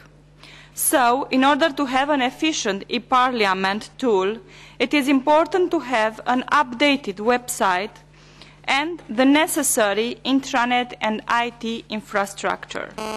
First, let me start saying that the necessary resources, the budgetary resources as well as human resources, should be granted.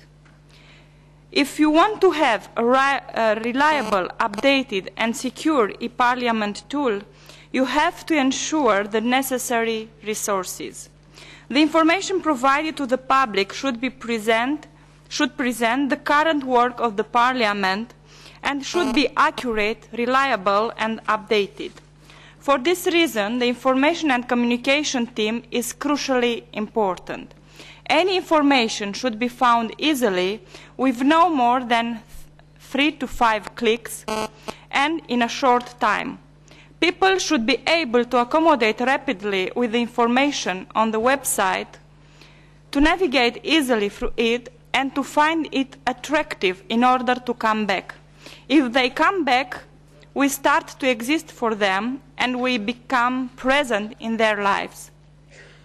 On the website of any parliament, we have to be able to find information about the members, about the legislation discussed, about the legislative procedures, about any status of the bills discussed, and any other related information.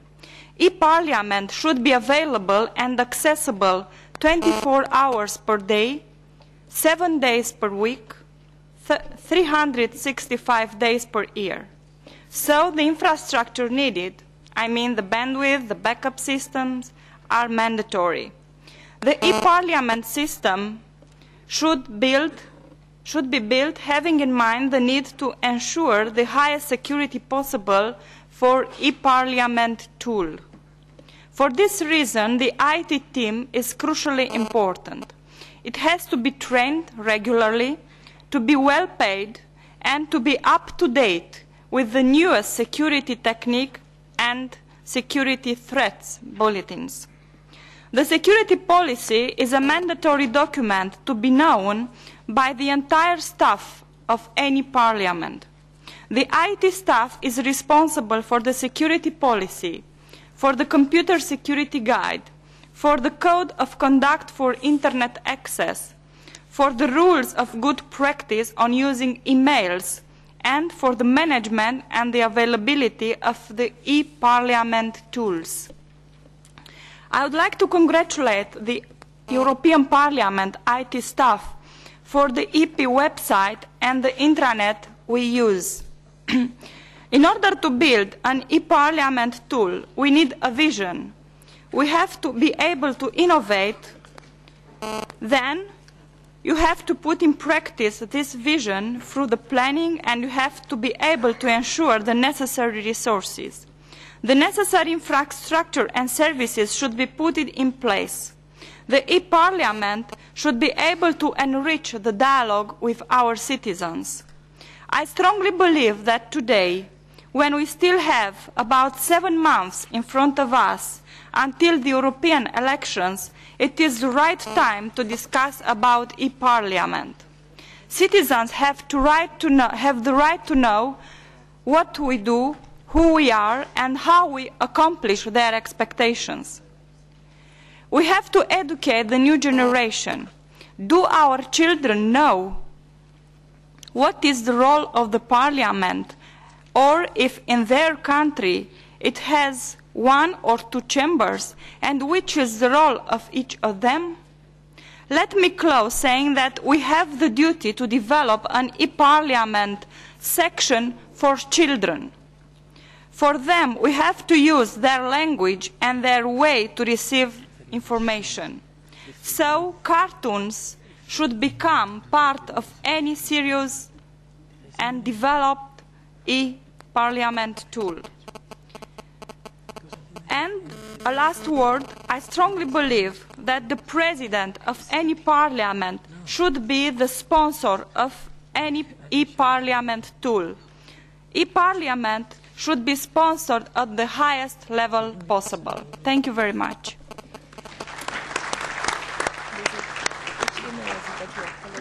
Thank you very much, Silvia Adriana.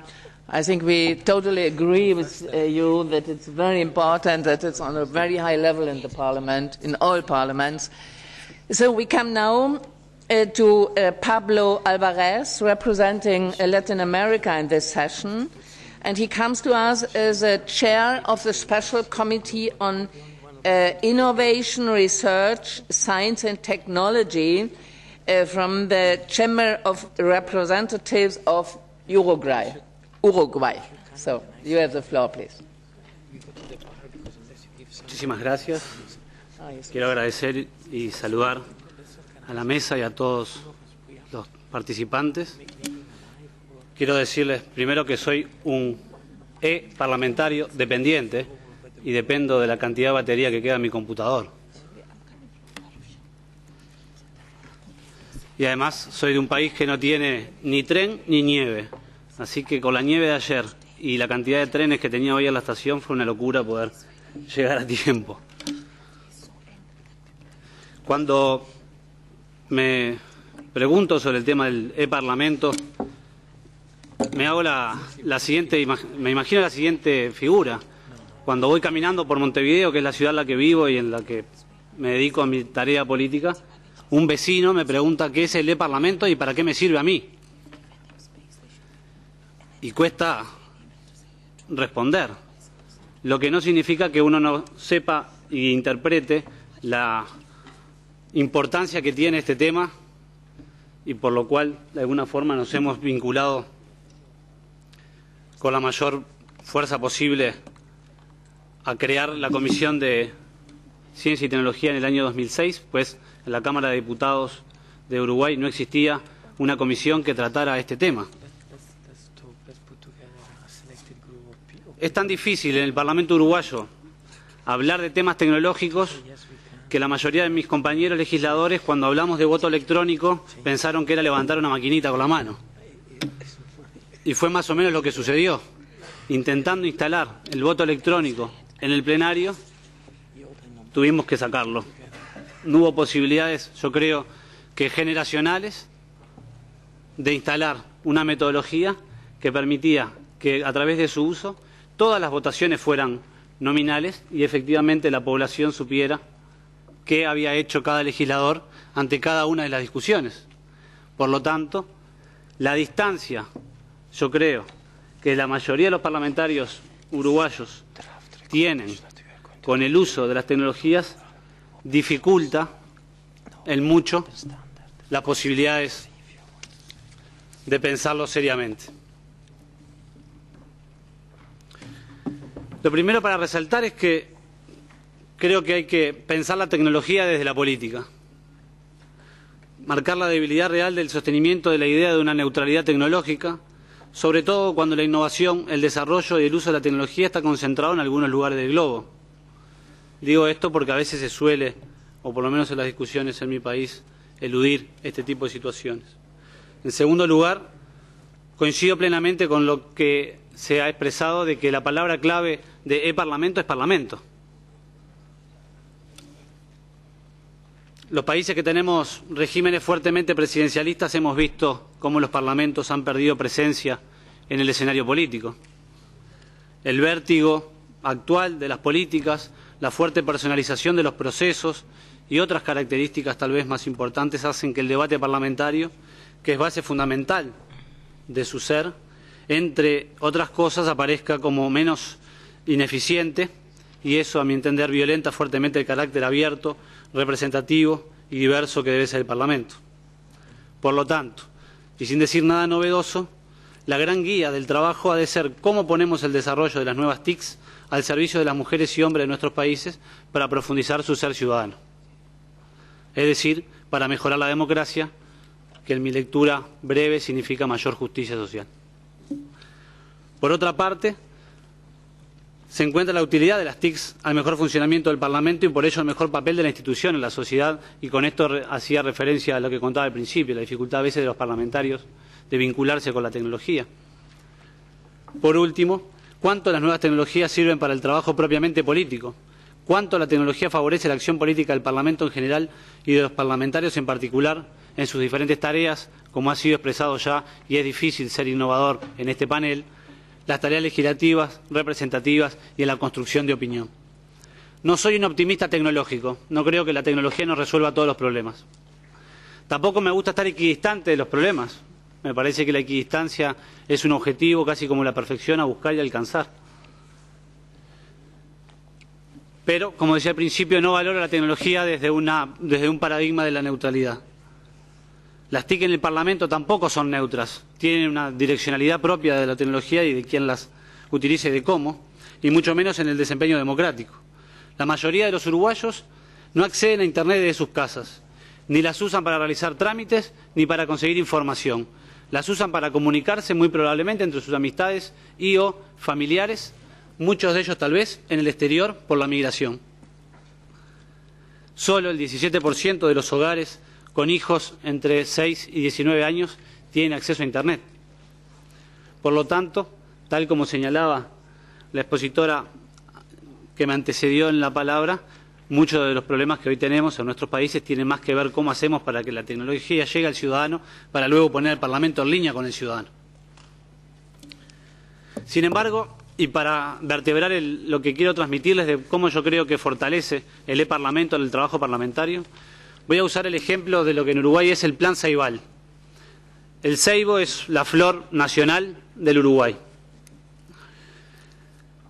En los últimos 3 años el país hizo un esfuerzo enorme para alcanzar la universalización del acceso de las TICs en las escuelas públicas de nivel primario. Para el año 2009, los 312.000 estudiantes o niños de educación primaria van a tener su computadora a través del programa conocido internacionalmente como One Laptop per Child. El programa en Uruguay tiene valoraciones distintas, la mayoría son positivas, pero obviamente muchos se preguntaron si era necesario gastar esos fondos en eso. Y por ello decimos que no son neutras, porque ¿qué vamos a hacer con esas computadoras? ¿Qué vamos a hacer con los niños? Tiene que ver con cómo aportarán fundamentalmente al ejercicio ciudadano y al desarrollo de la democracia en el futuro. Si solamente las damos para que haya una conexión a Internet libre, me parece que el aporte no es demasiado. Me imagino mucho más a jóvenes estudiando como una educación trilingüe, el idioma nacional, un idioma internacional y el idioma en la programación de las computadoras. Creo que eso otorgará futura mayor libertad y autonomía de los ciudadanos en el desarrollo con las TICs.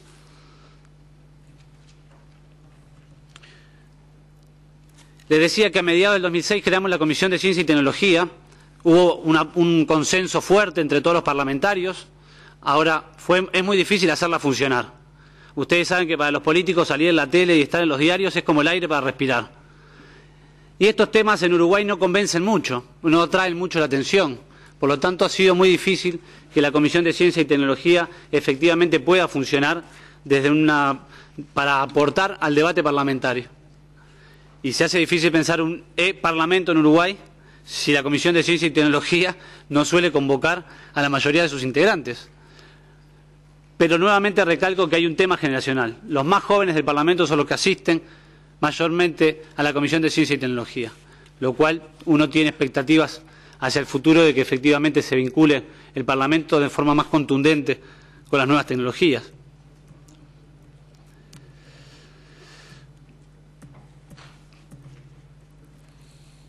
El Parlamento, además de cumplir sus funciones históricas de representar, legislar, controlar, debatir y construir desde la diversidad de acuerdos superiores, puede y debe, a través de las TICs, incorporar más personas a cada uno de los procesos y de las funciones. La ciudadanía del siglo XXI, a mi entender, no puede comprenderse sin el concepto de la participación efectiva, una profundización de los derechos políticos, tal vez conquistados a fin del siglo XIX. Hoy, las tecnologías de la información y la comunicación favorecen la participación, fundamentalmente de aquellos que de alguna forma ya la ejercen. Y puede, y esta para mí es la clave, si existiera una clara voluntad de los actores políticos, promoverla allí donde habiendo condiciones no se hace uso debido de ese derecho. Tal vez nos cueste a los políticos desnudarnos, es decir, poner información suficiente en línea para que los ciudadanos sepan lo que realmente hacemos. Y ese creo que es una de las paradojas propias del desarrollo del e-Parlamento por parte de los propios parlamentarios.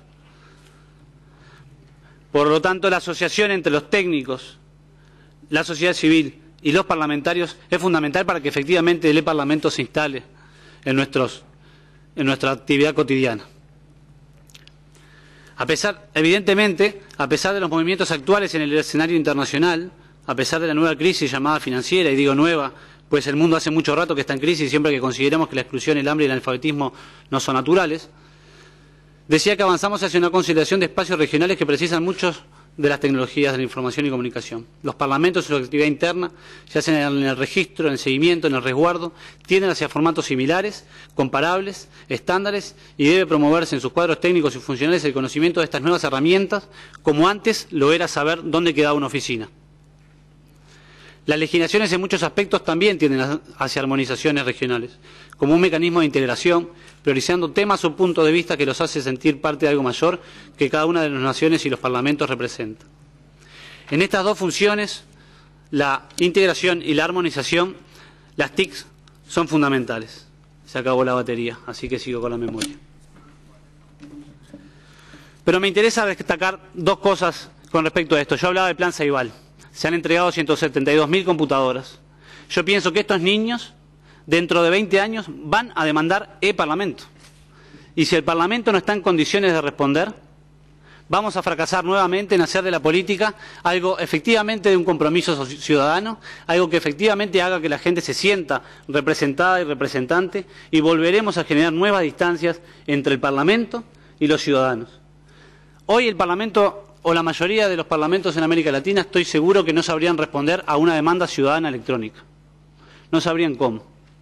Pero yo me imagino, y cuando voy al interior de mi país veo, que los niños y las niñas alternan entre el uso del fútbol y el uso de los juegos colectivos por ir corriendo con su laptop a sentarse cerca de la escuela para conectarse. Algo que hace 3 años era imposible pensar. Y el diario llega a la mayoría de las familias por internet a través de estas computadoras antes que por la calle, o antes que por el transporte terrestre. Por lo tanto, efectivamente se ve la transformación. Y yo veo que es fundamental, y creo en esta parte, de que el e-Parlamento debe estar al servicio de la profundización de la democracia y del Parlamento. Pero tengo miedo, como nos sucedió con el voto electrónico, de que la tecnología impulse el desarrollo y no sea la política. Por eso hablé al principio de que no creo en la neutralidad tecnológica. Cuando los parlamentarios y los políticos nos dejamos de pensar en estas cosas, seguiremos empujados por la tecnología, pero yo creo que lo que debe conducir es la política. Hemos pensado 2 o 3 mecanismos a la brevedad para integrar el componente electrónico al Parlamento. El primero es la accesibilidad para las personas con discapacidad. En Uruguay son alrededor del 10% de la población. Un porcentaje importante son personas con discapacidad de déficit atencional o de déficit de discapacidad visual. Y hemos propuesto al Parlamento de que incorpore el concepto de accesibilidad a su página. Es decir, y lo digo en forma histriónica, para quien tiene un déficit atencional, una página llena de chirimbolos y lucecitas no sirve para informar. Una persona se pierde entre la cantidad de estímulos visuales que tiene. Y para aquellos que tienen un déficit visual, la Times New Roman 12 es difícil de leer. Por lo tanto, teniendo posibilidades de ejercer el derecho a estar informado o incluso a comunicarse con sus parlamentarios, los formatos con los cuales nosotros nos comunicamos no terminan siendo verdaderamente no terminan siendo posibles de usar verdaderamente. Y el otro tema es la discusión de legislar para la incorporación de que la idea de que el Estado no obligue a los ciudadanos a tener la información en un formato exclusivo, que se debe avanzar hacia el sistema de formatos abiertos en la información del Estado y empezar por el Parlamento. Esto cuesta mucho, también por lo que significa la migración, pero entiendo que también favorece no solo el trabajo parlamentario y la comunicación, y respetando el derecho de los ciudadanos a elegir sus soportes tecnológicos, que el Parlamento solicite información y expida información en formatos estándar, no resignándose exclusivamente a soportes privativos o propietarios. Lo último, para ir resumiendo con esta idea. Me imagino que debe ser posible que el acceso a las páginas de Internet de nuestros parlamentos pueda ser gratis. Es decir, que aquellas prestadoras de servicios de conexión a Internet tengan la obligación de dar gratis el acceso a las páginas de las instituciones públicas y empezando por el Parlamento.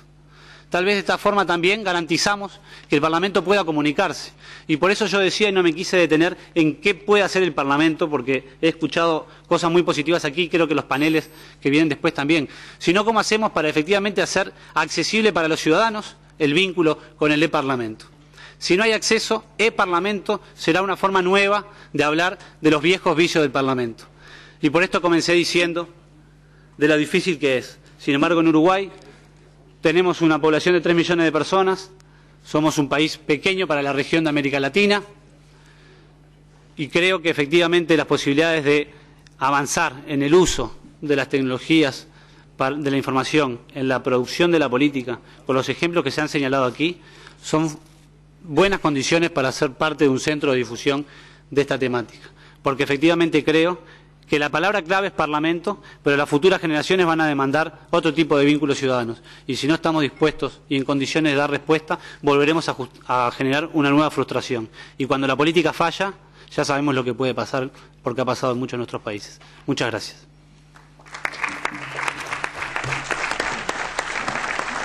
Thank you very much for your very interesting presentation. We come now back to Africa, Rwanda, a country which is working hard to modernize and to strengthen its young democracy, will be represented by Velas Gazamagera of the ICT Steering Committee for the Senate of his country.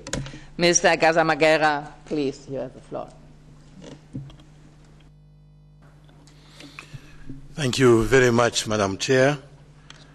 I wish to really appreciate the organizers for having invited the Rwanda Parliament to share in this forum. And in this regard, I wish to extend the greetings and congratulations of Dr. Biruta, who is the President of the Senate, who had been invited to this forum but who could not attend, unfortunately, due to other important commitments. I shall actually not extend much on what I could call the theoretical part of my message, because much has been said about it since this morning. But I will simply talk about the current status in Rwanda Parliament on the question on how to engage citizens to enhance the democratic dialogue. And we are thinking we could answer this question by creating ICT supported virtual communities. And the way we do it, I shall try to highlight some of the few achievements we had already reached. If we talk of e-democracy, much has been said this morning about it. I shall just only come to underline the issue of the decentralization, the rapidity of interaction, and the scalability. Because we have to move from individual use to communities, these virtual communities I'm talking about. My predecessors have much said about e-parliament. E-parliament, as Dr. Mongella highlighted this morning, brings in a kind of debate, I could say, as to representatives, MPs being representatives and having moral authority to act on behalf of their constituencies, or simply delegates and mouthpieces. So I very easily dismiss this last option, as otherwise the role of MPs would actually turn out to be meaningless. I would also highlight the risk of information overload, which was also raised by one of the discussants, because information overload would easily transform MPs from representatives into delegates, which should not be the case. A little bit about civic engagement, which has got a three-pronged aspect, from civic to electoral and then political voices of the representatives. The picture you see in front of you is a session of gacaca courts.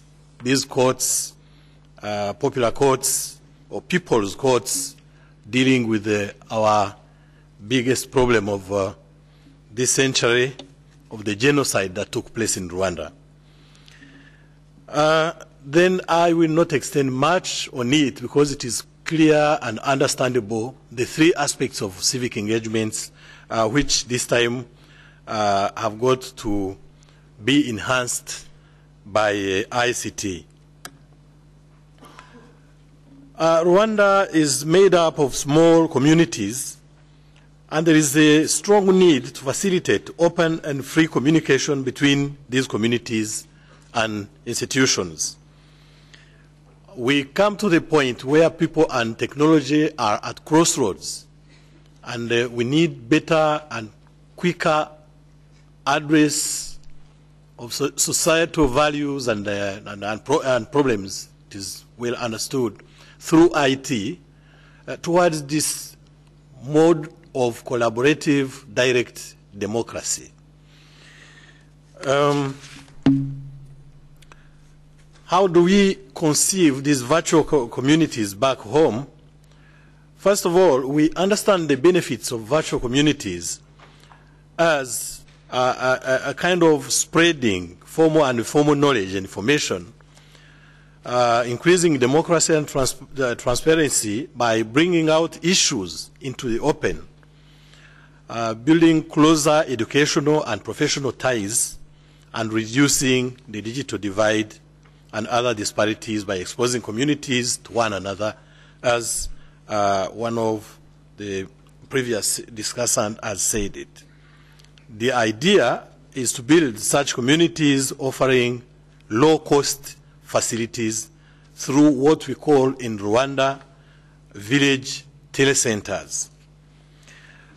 It should be highlighted that in our country, National Initiative for Communication and Information Plan 2006 and 2010, one of the pillars happens to be rural and community access, through which we are actually planning and have already started using ICT to improve this community for the dialogue. I rapidly say that our NICI plan, stating that we shall have to support and improve economic environment to accelerate growth towards achieving an information-rich and knowledge-based society and economy. A few achievements should be highlighted. Our brother from Uruguay has just talked about the one laptop per child project. In Rwanda, we just 2 months ago, we have distributed 5,000 laptops to school children, and we are planning to distribute another 10,000 in 2 months to come. The importance of this project has been highlighted enough by my friend, but I could say that, I could simply add that this project is of vital importance to Rwanda in order to have ICTs deeply rooted right from the early childhood. We very much count on optic fiber backbone in Rwanda, where we are expecting to have 2,300 kilometers of cables by 2009.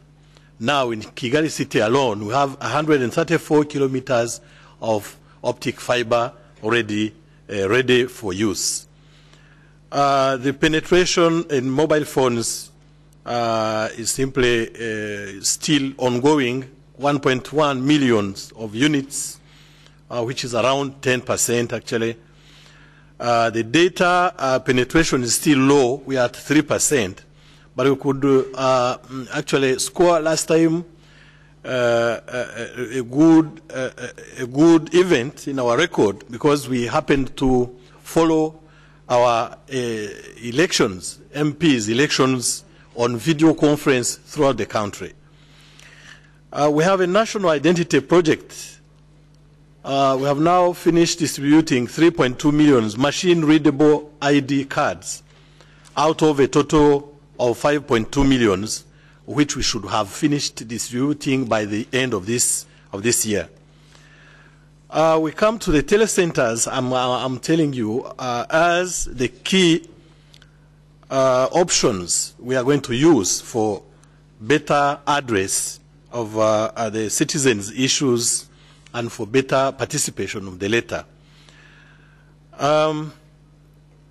We happen to distribute 63,000, more than 63,000 affordable mobile phones, whereby a citizen can acquire a mobile phone and pays $2 per month over 1 month. It has been such a success that we have a plant, an assembly plant, that assembles such mobile phones and that are operated in our local Kinyarwanda language. And we have the ambition to distribute more than 100,000 more mobile phones in the next 3 to 4 months. Actually, the map is showing you where is Rwanda if you compare with the East African region. We mean to get connected to the East African submarine cable that comes from Durban to Djibouti, and we shall be linked through Mombasa, Kenya, and then through Uganda down to Rwanda. That is to show you actually how our country is landlocked and has actually poor access to the ocean. What have we done at Parliament House? At Parliament House, we actually have a very important organ, and that is the steering committee, of which I'm a member, and President Biruta of the Senate is the chairman of that committee. When we have been talking of a strong political will, there is no stronger political will than having this committee chaired by the very president of the Senate. We plan to develop our ICT coverage through 5 main axes. First of all, the problem of human resources is very important.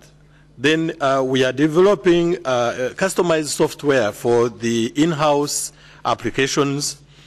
Then we also mean to increase the equipment and material, and especially develop the research and the development aligned with our national plan for ICT dissemination. We now run about 6 ICT-related activities in the House, in both houses actually, the lower and upper chambers, especially networking, database, e-library, parliament radio, video conference systems. These are operational, but we mean to improve them for better access to citizens. Our parliamentarians are equipped with actually we have about 106 MPs, and our parliament is equipped with 200 desktops, and each MP has got his own laptop, like the one I have in front of me, and which is renewed every 5 years. You tell me it is a long period, but we can't afford less than that.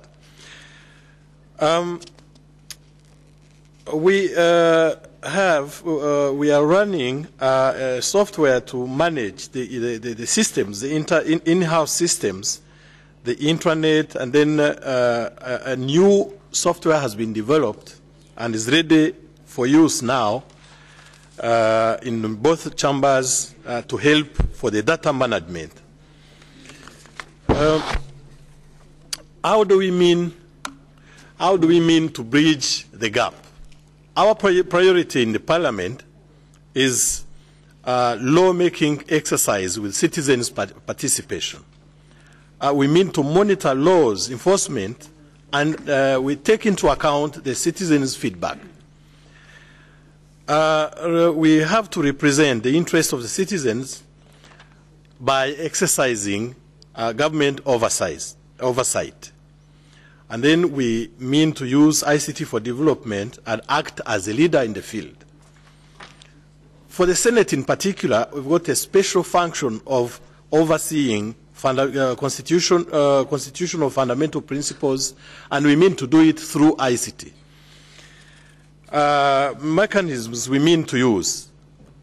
We want to develop better accessed website with the use of new customized parliament software, which is ready now for use, as I said. Then to increase the reachability, a large number of users reaching through facilitation processes. I have been talking about the telecenters. We now want to come to the point of having the citizen accessing the parliament but through these telecenters without paying. Actually, it will be free of charge for them. The parliament will pay through providers. Imihigo case study. Imihigo is a very old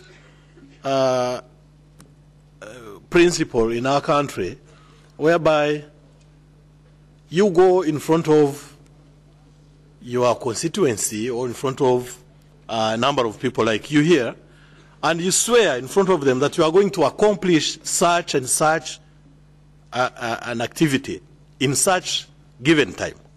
So that is actually a bit more than a performance contract, because you are engaging yourself by swearing in front of everybody. I swore I had to pronounce my vow in front of my constituency that I'll have everybody fighting, fighting against erosion by keeping their rainwater inside their compound. This is a vow I've pronounced, and somewhere next month I have to respond in front of my constituency. We have a personal vow, we have a collective vow at all levels of administration up to the country level. And it is the sum of the indicators, how indicators have been scored, that make up the whole assessment at country level. And this has been now captured under a data management system, whereby where I am now, I may consult my constituency and know for how much they have fought against erosion, how much they have eradicated illiteracy, how much they have done family planning. I can consult it right now. And if I see a red light somewhere, it is my duty to go and approach the zone where there is a red light and ask them to improve their performance, so that in the long run, by the end of the given time, I have to respond. But now, with that is actually a kind of incentive to the constituency to work more actively in order to improve their performance on such and such given target. So that is one of the case studies. I think I'll have an opportunity to illustrate it in written and put at the disposal of whoever wants a hard copy for it. So taking stock of the existing telecenters facilities, we mean to provide free of charge access to parliamentary services. And we also plan to diversify the media for better and broader citizen participation. Madam Chair, ladies and gentlemen, I wish to conclude by saying that ICT can be an engine for citizen participation. As someone said before me, it is an enabler, but it's not a solution. Rwanda Parliament has gone a long way in digitalizing its services, but loopholes still exist. The interaction between Parliament and citizens still need a push, so mainly owing to poor public communication infrastructure and knowledge. Initiatives to enhance parliamentary public visibility and reachability are being taken, and added value shall be obtained through the use of these ICT's deployment. I wish to recommend a few actions in the light of the challenges and difficulties we made, but also the successes we have recorded. Creating vibrant virtual communities will need an engagement sometimes undergoing some unscheduled or unplanned costs. There is a need for networking. Mr. Griffith, my neighbor, Mr. Griffith, has said social networking. So we need networking, and we spotted one point where networking is very much needed. That is with providers, dealers in hard and software, other ICT developers, to increase the citizens' participation and dialogue upgrading. We need to enhance training and public access, so a broader population base to be knowledgeable with ICTs. We had something that helped much. That is local language content that allows user-friendly approach. The rest being laws and policies, and this is the work of parliaments once again to make available such laws and policies. We have to increase the affordability, and this is for our parliament that we quickly set forth the dynamic citizens interaction and consultation mechanisms as we have it provided for in our plan of action. Finally, ladies and gentlemen, I'm pleased to invite you to attend an ICT conference that is planned early next year, with the facilitation of UNDESA and UNECA in our sub-region. So invitations will follow, but whoever feels like coming is very welcome and will be very helpful. So our dynamic and vibrant community shows it in our traditional dances when we celebrate the Mihigo achievements. Thank you, Madam Chair. Thank you, ladies and gentlemen. Thank you very much, Mr. Gasamagera. It was very interesting and very good to hear what were you doing in Rwanda, and I think it's a lot and a very good development what we heard. We come now to the last speaker. We go back to Europe, to Greece.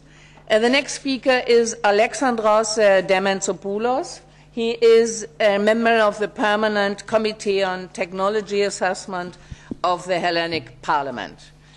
We are interested to hear what you are doing in the Greek Parliament. Please, you have the floor.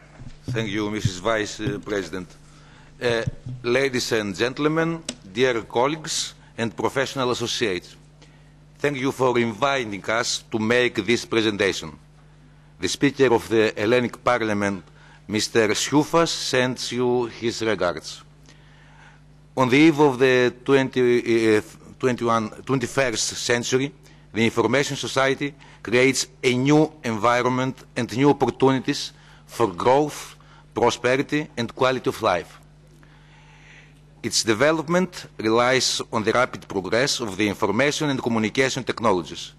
These technologies are an essential tool for open and effective governing and the supply of improved services to the public.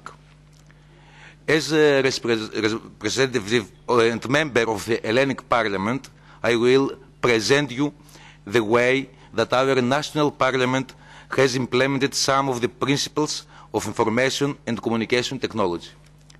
First of all, I will give you a general description of our Parliament, followed by a summary of the current state of the developments in the ICT. Information and communication activities at the Parliament are administered and supported by the Division for Information and New Technologies, which provides support to all 13 divisions of the Parliament and their approximately 1,400 employees in 7 buildings in Athens, as well as all members of Parliament and the Hellenic members of the European Parliament. It is mentioned that Hellenic Parliament is unicameral. Today, the Parliament has at its disposal a range of servers adapted to various needs. Structure cabling in 7 buildings interconnected through high-speed data transfer lines such as laser link, optical fiber and copper cabling. Approximately 900 personal computers with high-speed internet access. The services available to the member of the National Parliament and the European Parliament include technical equipment and support. From the year 1993, the members have at their disposal information and office automation equipment, for example, a laptop computer, a desktop computer, a portable and a desktop printer, a photocopier and a fax machine, cell phones, etc. Internet access and an email account. Space on the website and expertise for the design and hosting of their personal website and page. Training. Our members are encouraged to receive training inside the Parliament. The Hellenic Parliament runs an integrated information system. We have been working for the last few years on a parliamentary integrated information system and transferred all the activities of our organization to 40 applications and sub-applications. The parliamentary integrated information system includes applications that support not only parliamentary activity, such as legislation and amendments, scrutiny and committee documents and workflows, but also administrative activity, such as payroll operations, budgetary implementation, budgetary provisions, assets management, procurements, human resources management, etc. The implementation of the integrated information system has helped our organization to record the internal procedures of all the parliamentary divisions, to improve the communications among parliamentary divisions, to achieve central control of all internal procedures, as well as of all taxed work at administrative level, to improve the quality of services provided to citizens, to facilitate the legislatives in their work, to digitalize valuable printed legislative work of the last 30 years. The parliamentary work is developed on a document management system called Papyrus and can also support the workflow inside the Parliament. There are 4 main applications of the integrated information system that support the parliamentary work. First, application for parliamentary scrutiny. This application has improved the management and the routing of data and documents and has simplified all procedures related to the parliamentary scrutiny. Second, application for legislative work. It facilitates and simplifies all legislative work, which includes all information, data and documents related to bills, laws, proposals, parliamentary decisions, amendments. Third, application for parliamentary committees. This application manages all data and document information involved to the operation of parliamentary committees. At last, application for parliamentary proceeding management. This application ensures the redaction, the corrections, the indexing, and the documentation of all parliamentary proceedings. Via main electronic tools, it also ensures the survey of parliamentary work. As far as security is concerned, special firewall servers have been installed between the parliamentary web and the World Wide Web. And now we will present the ways that the Parliament interacts with the outside world and gets closer to the citizen. The web approach. The addresses of our website is www.parliament.gr and its contents include the working schedule and agenda of the plenary session and of its committee, the complete structure and functions of all offices and sections, the structure of the Parliament, a biographical note on each member of Parliament and the members' web pages, the detailed work of the Parliament, legislation, parliamentary control, meetings of each committee, the minutes of the meetings, the submitted bills and their examination by the committees, the minutes of discussion pertaining to any amendment of the Constitution, the Speaker's activities and the press briefings, the international activities of the Parliament, linked to ministries and all public organizations and services, the building and its history, events and exhibitions organized by the Parliament. Members of the public can contact the Parliament by email and can receive our electronic newsletter containing news, events and activities of the Parliament. We think that very important is the link to the Internet television on the website. People can attend their parliamentary meetings live by selecting the relevant link. So, even the people from abroad or those who have no access to broadband TV, for example from remote or isolated places, can watch the works of the Parliament of Greece. The new portal, having closely followed the developments in information and communication technologies and witnessed the possibilities and opportunities that they provide to improve and enhance the workflow of the Parliament and its services, the Greek Parliament has decided to redesign its site. The new portal, currently under construction, will contain in a new form everything that is at present available in the website. More search tools will be available, information will be organized in subjects and will be linked to various sources. The web pages will be dynamically developed, directly drawing their content for the exact points where primary information is generated. Pages concerning the members of Parliament, for example, the members' biographical note, their parliamentary activity supported by links to the actual text of the minutes of related meetings and to related videos with image and sound. Their participation in international events in their capacity as members of Parliament. Their personal web pages will be structured in a user-friendly manner allowing effortless surfing.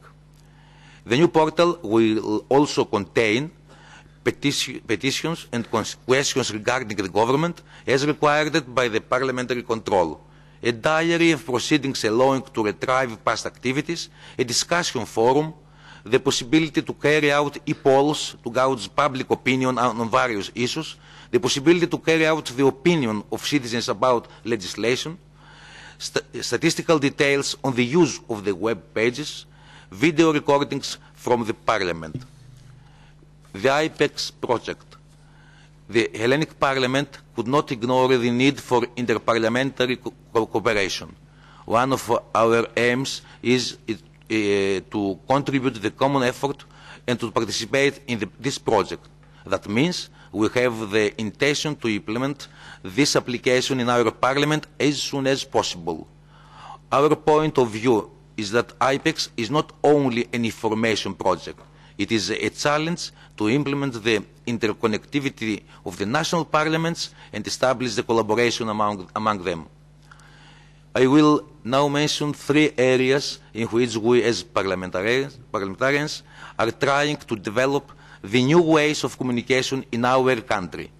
The first one aims to develop the relationship of each member of parliament with the public. The traditional way, through newspapers or media, it is not enough to cover the work and activities of every single parliamentarian. The Internet, however, can over that gap. Interactive web pages, electronic newsletters and parliamentarians' participation in chat rooms, Facebooks and fora allow citizens to inform themselves, to enter in discussion and to give feedback by expressing their views and comments on the position of the members or of the Parliament. Citizens should be in the position to know that their representative has particular views and position that supports and discusses with them, but which will not be adopted as at the end by the Parliament. These developments require training of each member of Parliament on the new tools as well as technical support from their teams of specialists. Secondly, we aim to encourage the participation of citizens in the discussions of the parliamentary committees working on particular pieces of proposed legislation which will eventually become laws. The third area we aim to address is the participation of citizens in the public debate on legislation. At present, this debate stops and discussions between government departments and union representatives. The new information and communication technologies, however, offer practical solutions, enabling us to open up the public debate to a larger number of representatives. Myself, my colleague, and my professional associate from the related section would be happy to respond to any questions you may have. Thank you for your attention. Thank you very much for the interesting overview on the activities the Greek Parliament is doing in the field of ICT. We are coming now to the discussion, and Dr. Sorour will now take over to chair the discussion. Please. Thank you very much. Before opening the discussion about strengthening democratic institutions in the information society politics of e-Parliament, I have a few remarks. First of all, I would like to thank Mrs. Mongella for directing with me the Congress of Egypt, which built the new African Pan-African network. Her contribution helps us to find our decision. My remarks is and maybe questions. I put questions to all the society who are represented here. Do we need to put some standards to avoid misuse of our technology? Do we need to make a code of conduct between participants of our network? Third, our e-Parliament not to make a unified parliament or a world parliament, but to make a dialogue and help the parliaments and respect diversity of political systems at the same time. Fourth, information is not sufficient. Parliaments must create centers of research? In the Egyptian Parliament, we created a center of parliamentary research. So not information to gather only, but to build on them research. Fifth, information without knowing the geographic political environment of this information will be nonsense. So we have to know the geopolitical environment of each information. Also, e-Parliament could make conferences and round tables, and we don't need transportations or meet together. By technology, we could make conferences and round tables and find resolutions. The European Parliament, as an example, sometimes take resolutions without even asking other parliaments about information. So this dialogue could happen through the e-Parliament, through the network. These points have to be discussed, and we have to find a resolution concerning these points. Now, if you want to direct your question to one person in particular, please indicate this. The discussions are opened.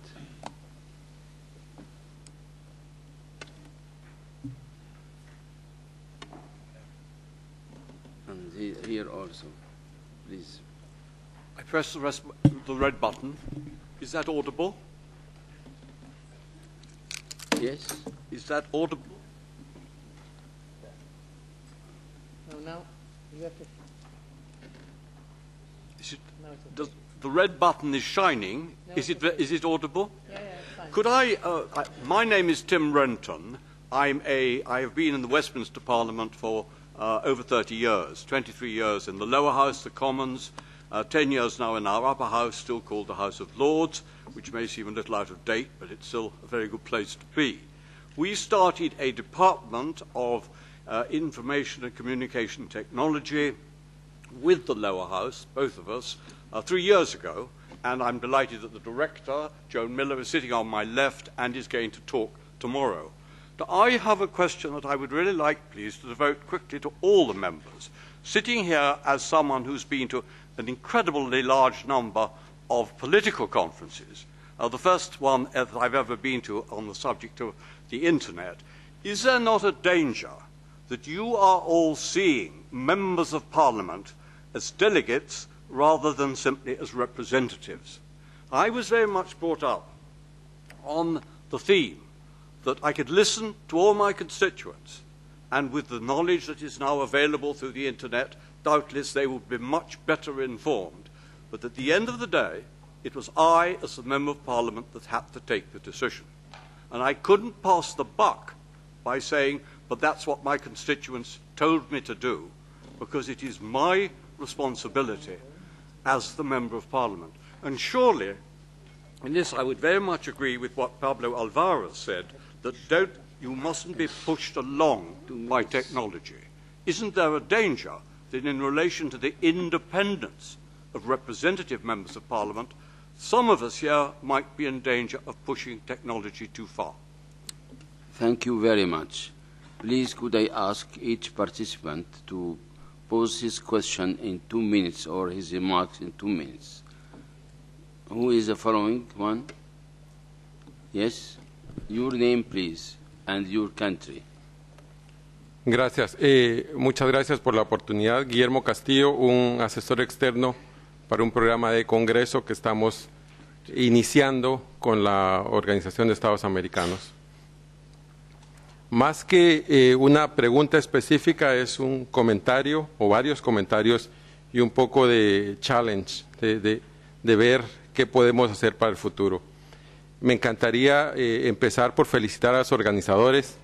Es el segundo año que estamos en esto y aunque ustedes están acá, ustedes saben, pero el trabajo que ha hecho el ICT Parliament callado tremendamente grande por el grupo asesor que ellos tienen es sencillamente ejemplar.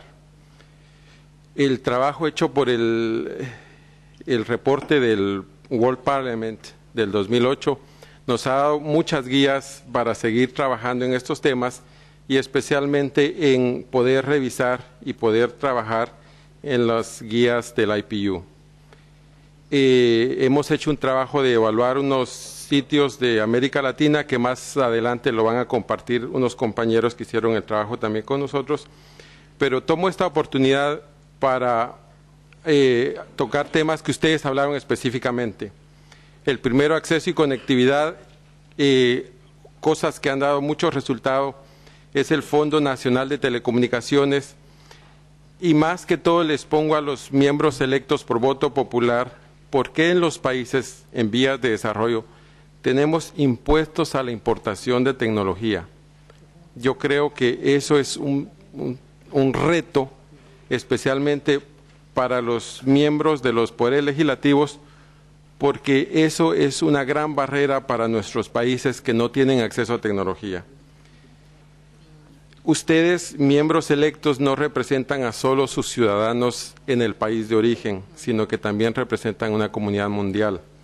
Entonces, el trabajo para sus funcionarios en los sistemas de tecnología de sus países tiene que ver con la próxima generación, donde ustedes van a poder estar más cerca con sus ciudadanos, y tiene que ver con el acceso celular interno al país y el acceso vía Internet para sus ciudadanos que están fuera.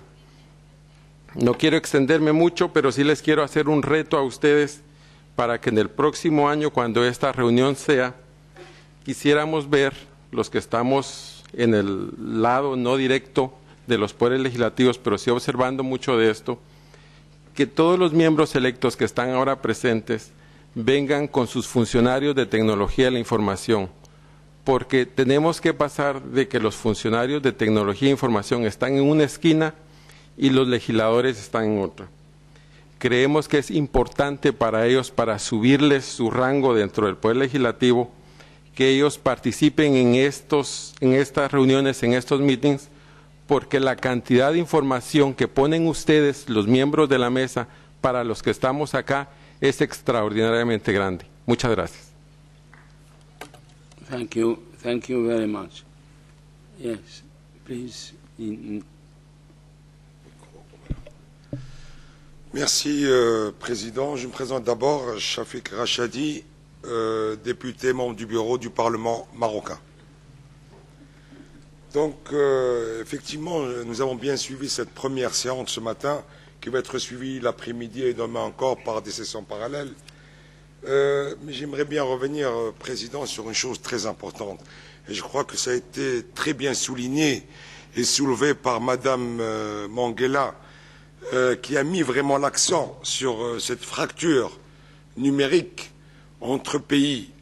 Effectivement, les objectifs de la conférence sont très bien clairs, c'est-à-dire le développement de la base existante, la discussion des conclusions du rapport mondial de 2008, l'échange des vues, apprendre et analyser les bonnes pratiques et construire des réseaux. Effectivement, nous avons construit déjà un réseau africain. Ma question est très très simple. Pouvons-nous ajouter aussi c'est-à-dire comment pouvons-nous améliorer la démocratie parlementaire? Comment pourrons-nous réduire cette fraction numérique? Comment pouvons-nous assurer à notre grand peuple, qu'il soit africain ou au monde entier, un développement global et intégré dans un monde qui est transformé par la révolution numérique? Et merci.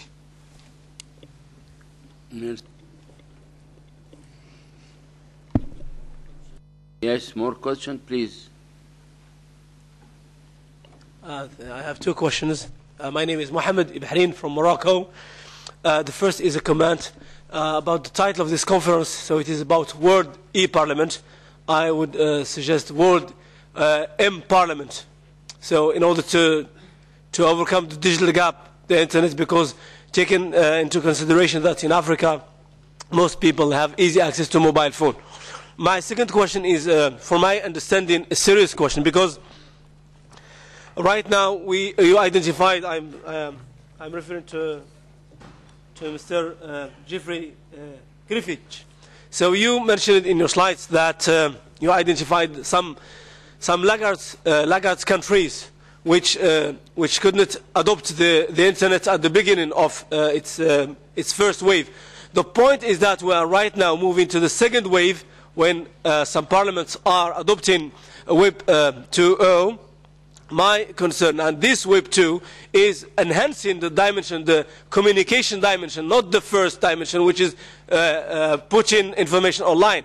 My question, how, and you mentioned also that we are going to work with the document of Inter-Parliamentary Union 2000 guidelines for the content and structure of parliamentary websites.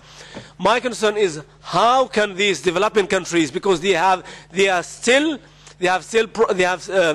problems adopting the first wave of the internet, let's say traditional websites, and right now we are moving into the YouTube, blogs, wikis, etc. How can these countries be helped to manage this, let's say, this technological gap? Thank you very much.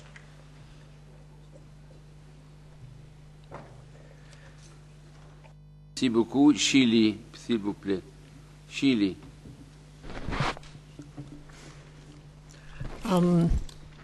Good afternoon. Thank you very much for this excellent conference. Young people in our country and in many countries are not voting. They're not registering for voting. They're not interested in politics. What do we do with this? How can we have a strategy to have youngsters coming into politics? And second, how do we deal with the polls where in our country always the Congress is in the lowest appreciation? So I wonder if we could work together in terms of improving I don't know how to say that in English, but to change this status quo that it's there for quite a few years now.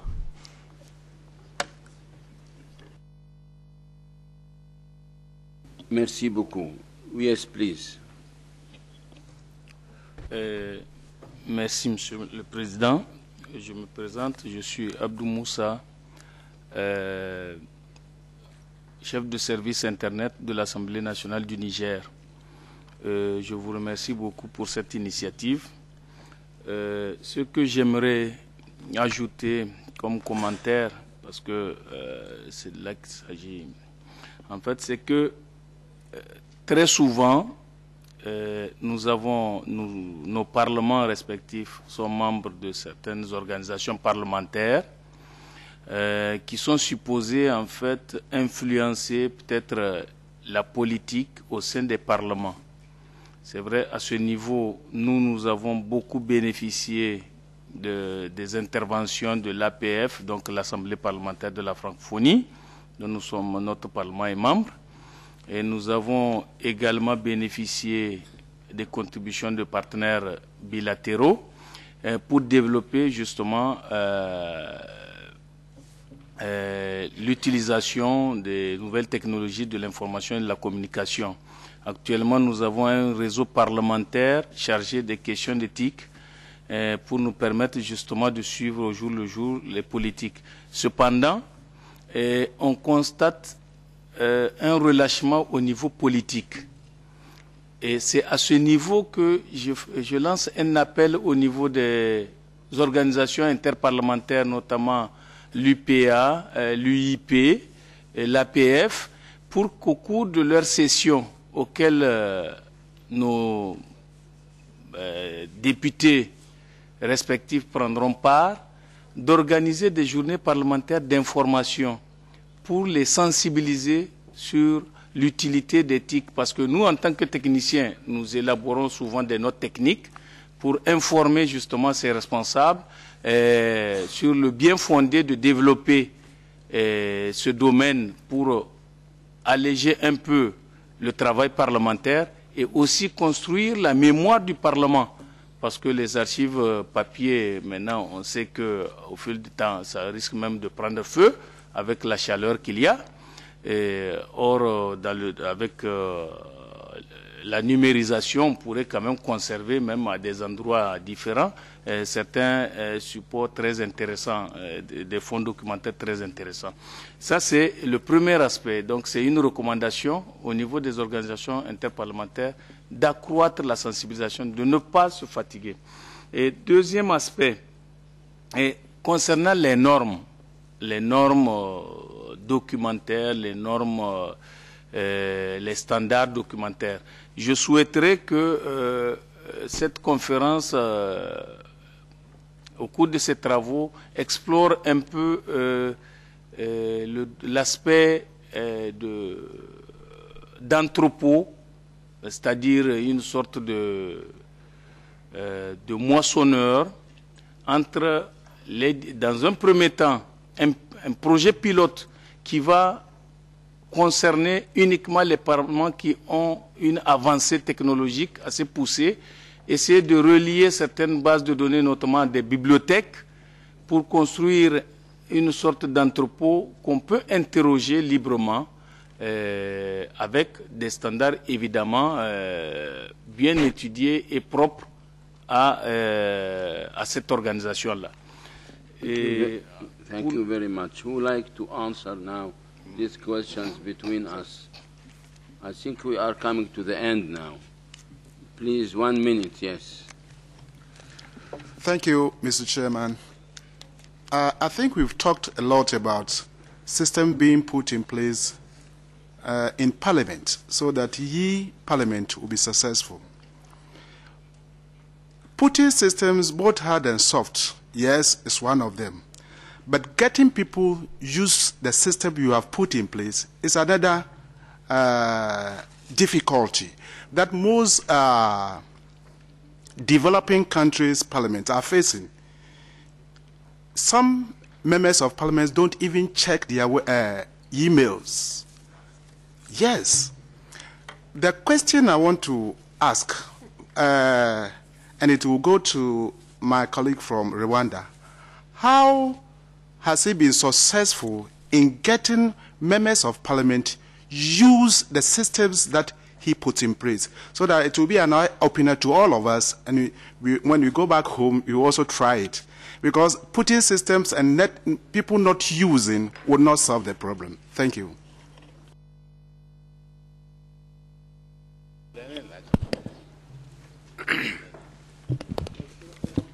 Thank you, Mr. President. Indeed, we are in front of a great challenge that we have to do. I don't like to add more because now we are ending the sessions, but I have some sort of questions. Having the experience of what's going on today, indeed, the cooperation between the parliamentary people in the sessions and meeting is fine. But still this information and this e-technology between the committees, I didn't hear until now that there is some plan or program or a strategy that can supply and inform the latest information according to what's going on in the global wise. Why I'm talking about this now?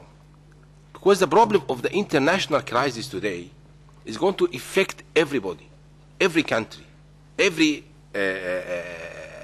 firm. How we can collect this information in order to solve in a global way and to continue together just to determine a new concept for the global control, which is missing today. This is need a new legislation.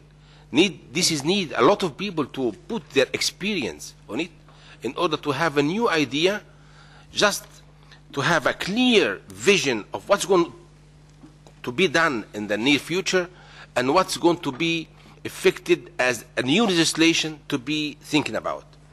I believe that today we have this challenge today because we talk about the international market, the global market, but we didn't talk about the global control which is missing today. And this is need a new legislation which has to be done in the near future. Mr. President, the sustainability, who can grant this today? Now, the funding, the monetary is necessary, but the human resource, which has to be developed according to the latest technology, is very important. Who is going to draw this vision and control what's going on in order to give the best service ever? Thank you, Mr. President.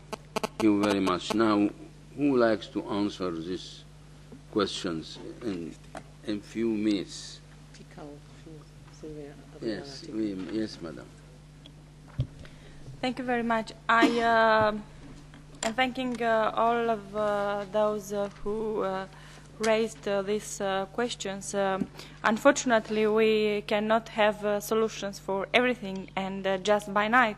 We have to work together. We have to build step by step and in a continuous way.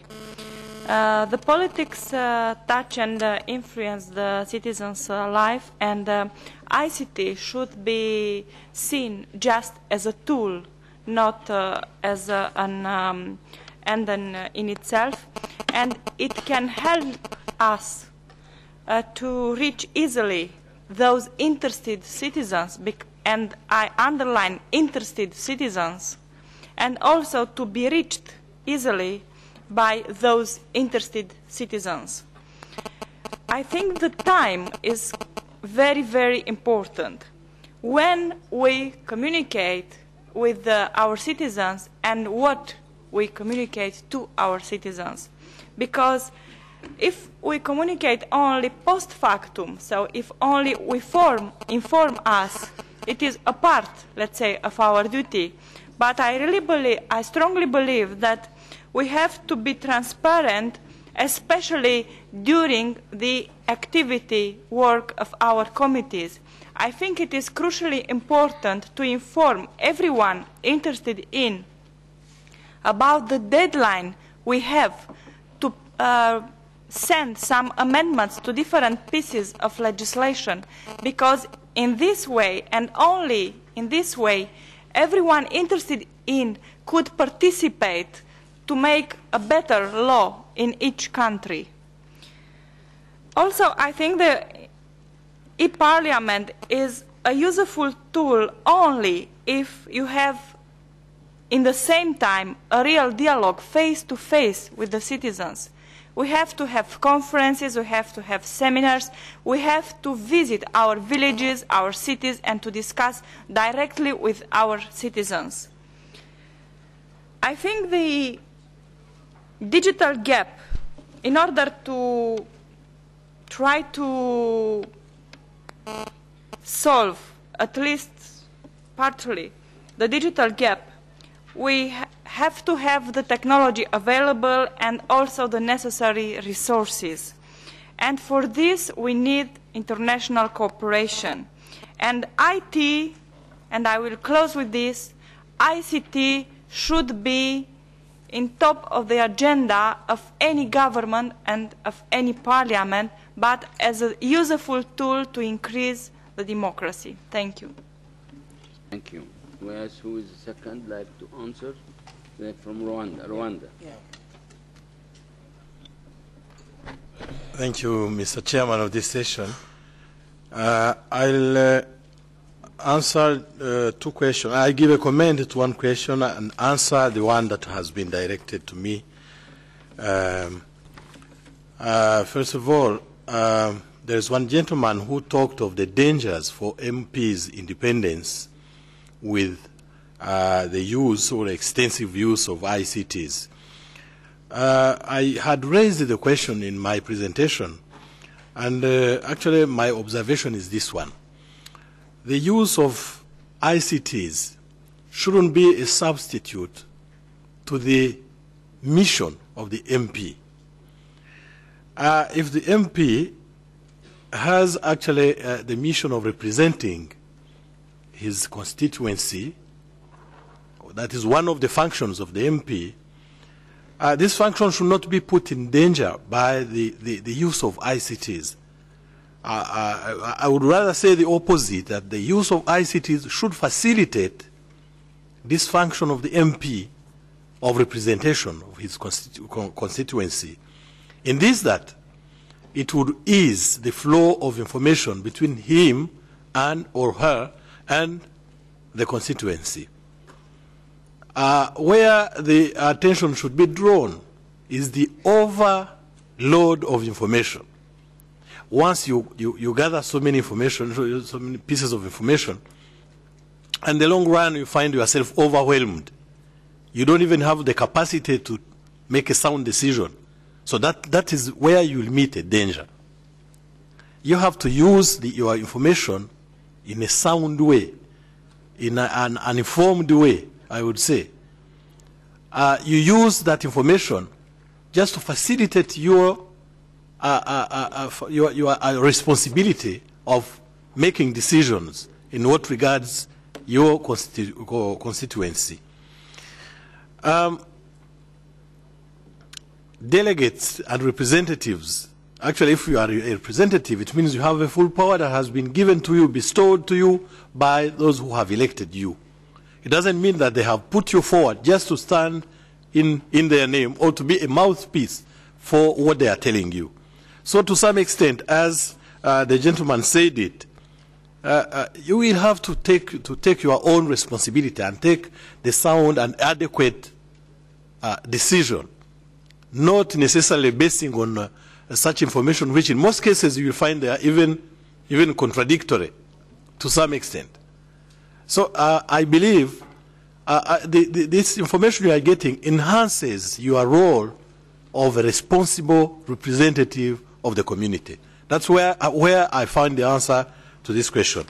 Without much ado, I'm going to the question that was addressed to me directly by the gentleman who was asking how successful getting members of parliaments in Rwanda to use the ICT systems.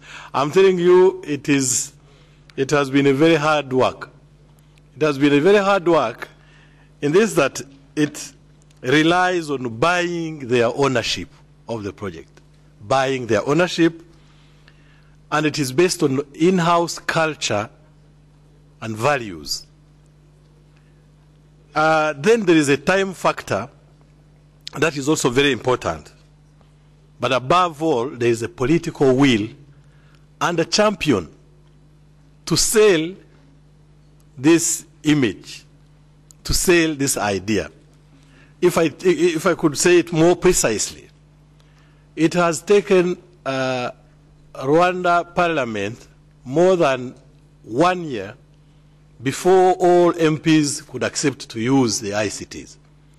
And the most reluctant, mind you, are not the most, one could tend to believe that they are the least knowledgeable in terms of, intellectual and so on. No, the most reluctant has been a university professor, a doctor who has been teaching in the university for more than 40 years. So that gentleman is the one who is still lagging behind. But I'm telling you, once you have come to convince him, I remember he's been calling me in the middle of the night to ask me where is A. He said, I have seen Z and X, but where is A on the keyboard? And in the middle of the night, I could wake up and just tell him, please look on your left-hand side, you'll find A. And he's still posing the same questions today. But he's now capable of, in the plenary, using, because we have a paperless plenary anyway. There he doesn't have any choice. But the President of the Senate gave us a certain period of 6 months, said after 6 months, no paper in the plenary. So there he cannot avoid it. If you want to ask him whether he likes it or not, he will definitely tell you that he doesn't like it. But having accepted it and made it a resolution in the plenary that after 6 months, we shall no longer use paper in the plenary, so then he's forced to know how to open his message, how to handle it, how to download it, how to send it through our intranet to someone, maybe to correct it or to amend. He's forced to do it. But gently, the time factor is very important. We shall extend more in our free time. I don't like to take much of the time of the Honorable Assembly. Thank you. The last speaker, please. Yes. Muchas gracias. Quería responder a dos intervenciones. La primera, sobre la posibilidad o el desafío de ser delegado o ser representante. Yo decía y considero de verdad de que es el sistema político el que debe discutir y debe dar dirección a la incorporación de las tecnologías y no seguir de atrás por el empuje de las tecnologías. Y creo que uno nunca deja de ser representante, siempre se arriesga a estar más lejos o más cerca de sus electores y la próxima elección podrá medir hasta qué punto estuvo en condiciones realmente de ser un buen representante o no. Y en ese sentido creo que incorpora la posibilidad de que nos vean más y nos juzguen más si tienen mayor información. Y la información siempre es abundante y siempre es contradictoria y por lo tanto uno no deja de tomar la decisión y además el que paga el costo en última instancia personalmente también es uno, aunque a veces cuando se equivoca el costo lo pagan los ciudadanos. Y en segundo lugar, con respecto a la pregunta de Chile, me interesa destacar una cosa y sin hacer ninguna valoración con respecto al punto si es positivo o negativo. Pero hace 2 años hubo una gran movilización estudiantil, si no me equivoco, donde los partidos políticos, como siempre tenemos que ver, pero yo creo que no tuvieron tanto que ver, y la movilización fue fundamentalmente a través de los fotoblogs.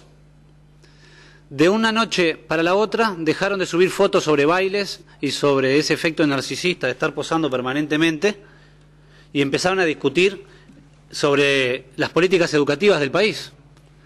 Generaron una movilización que tuvo su impacto político con respecto a las decisiones que tomó el gobierno en su momento y luego obviamente decayó. Entonces, ¿cómo hacemos para que participen los jóvenes? Si lo supiera, tendría la fórmula mágica. Pero lo que sí sé es que hay que ser conscientes de cuáles son los lugares de los cuales hoy demandan, porque en última instancia creo que los jóvenes de todas las generaciones demandan lo mismo. Pero el hecho es cuáles son las estrategias que se utilizan para comunicarse.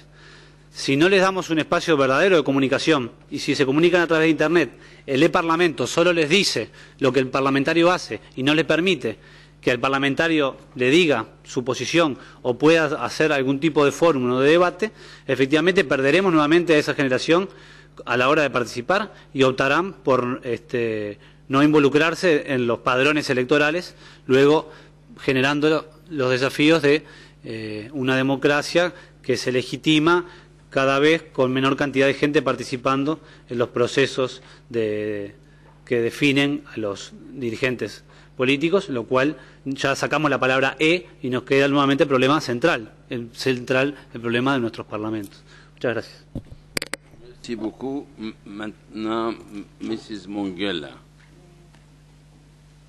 I just want to say, if you looked, I mean, many people have referred to the election in the United States. I remember this was the time when we had our session, the Pan-African Parliament. On the night of the 4th, people didn't sleep. They were watching the elections because of the excitement which had been created around the election in the United States. Now, how many issues would need such an excitement of all the people of the world? There are so many. And if you take the African experience, there are so many good things happening in Africa. But because we are not on the ICT highway, people only report the famine, the conflicts. We miss out. And I think with the use of ICT in parliaments, where we think this is where the debates take place and where people are represented, we might capture some of the developments. Rwanda is in East Africa, but so few people in East Africa even know what is going on. I was recently in Rwanda to represent the women of the Pan-African Parliament to congratulate Rwanda for the achievement of 57% of women in parliament. It has never happened. But what we hear now is only that the International Court wants to drag the leaders of Rwanda. They are not talking about the achievements. They are not even talking about the achievements on creating the use of ICT in parliament. They are not talking about the cleanliness of Rwanda. Go to Rwanda, you cannot find a piece of paper on the ground. That is not being discussed. I hope by the use of ICT, it's not only connecting the parliamentarians or promoting the work of parliament, it will also promote the information and the experiences which have not been exposed because we are not on the information highway. This would be a beginning of putting in those developing countries into the highway in a positive way, because we can no longer, once we own this process, we might also dictate on what goes on the information highway. Thank you very much. Thank you very much, Mrs. Mongella, for your intervention. I agree with you by e-Parliament, we stress on transparency. By e-Parliament, no country could declare war on another country by saying false information or propaganda. Negative things could be have not to be declared without positive things. By e-Parliament, we respect really right to information. Now it is now around 13 minutes, and we have to bring this session to a close to resume this afternoon after lunch. We start again with a special event in this same room on Parliamentary Web TV. The event will start at 14:15 sharp, and you will see a number of 3 presenters with a lot of visuals. At 15, the genuine working sessions will start in 3 meeting rooms in the Pleanary building. You can easily find your way as we have hostesses and signposts throughout the buildings to guide you. I really enjoyed our session this morning and hope you did as well. It is a good start for the rest of the agenda. I hope to see you all after the lunch break. For lunch, you can either go to the restaurants on the Place de Luxembourg outside the EP, or, and given the weather, you may prefer this, the excellent canteen of the EP. This canteen is easy to find in the Pleanary building at the one level. Finally, at the end of the afternoon sessions, you are all cordially invited to come to the cocktail at 18 in the Yehudi Minuhin space on the first floor of this building. Thank you all for your contributions, in particular our presenters and discussants, and I hope to see you all again this afternoon.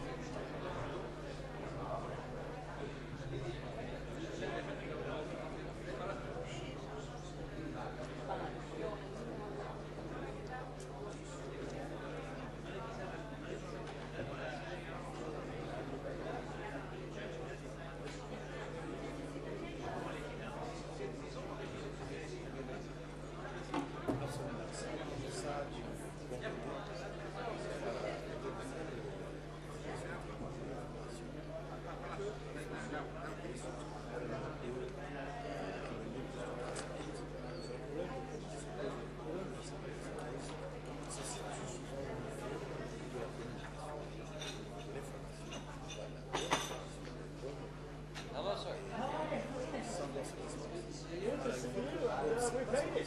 We're online.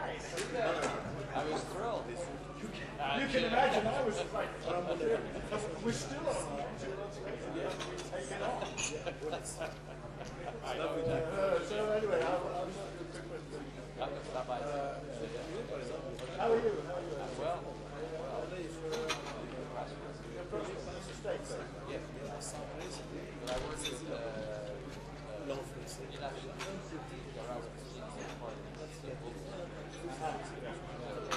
keep me around.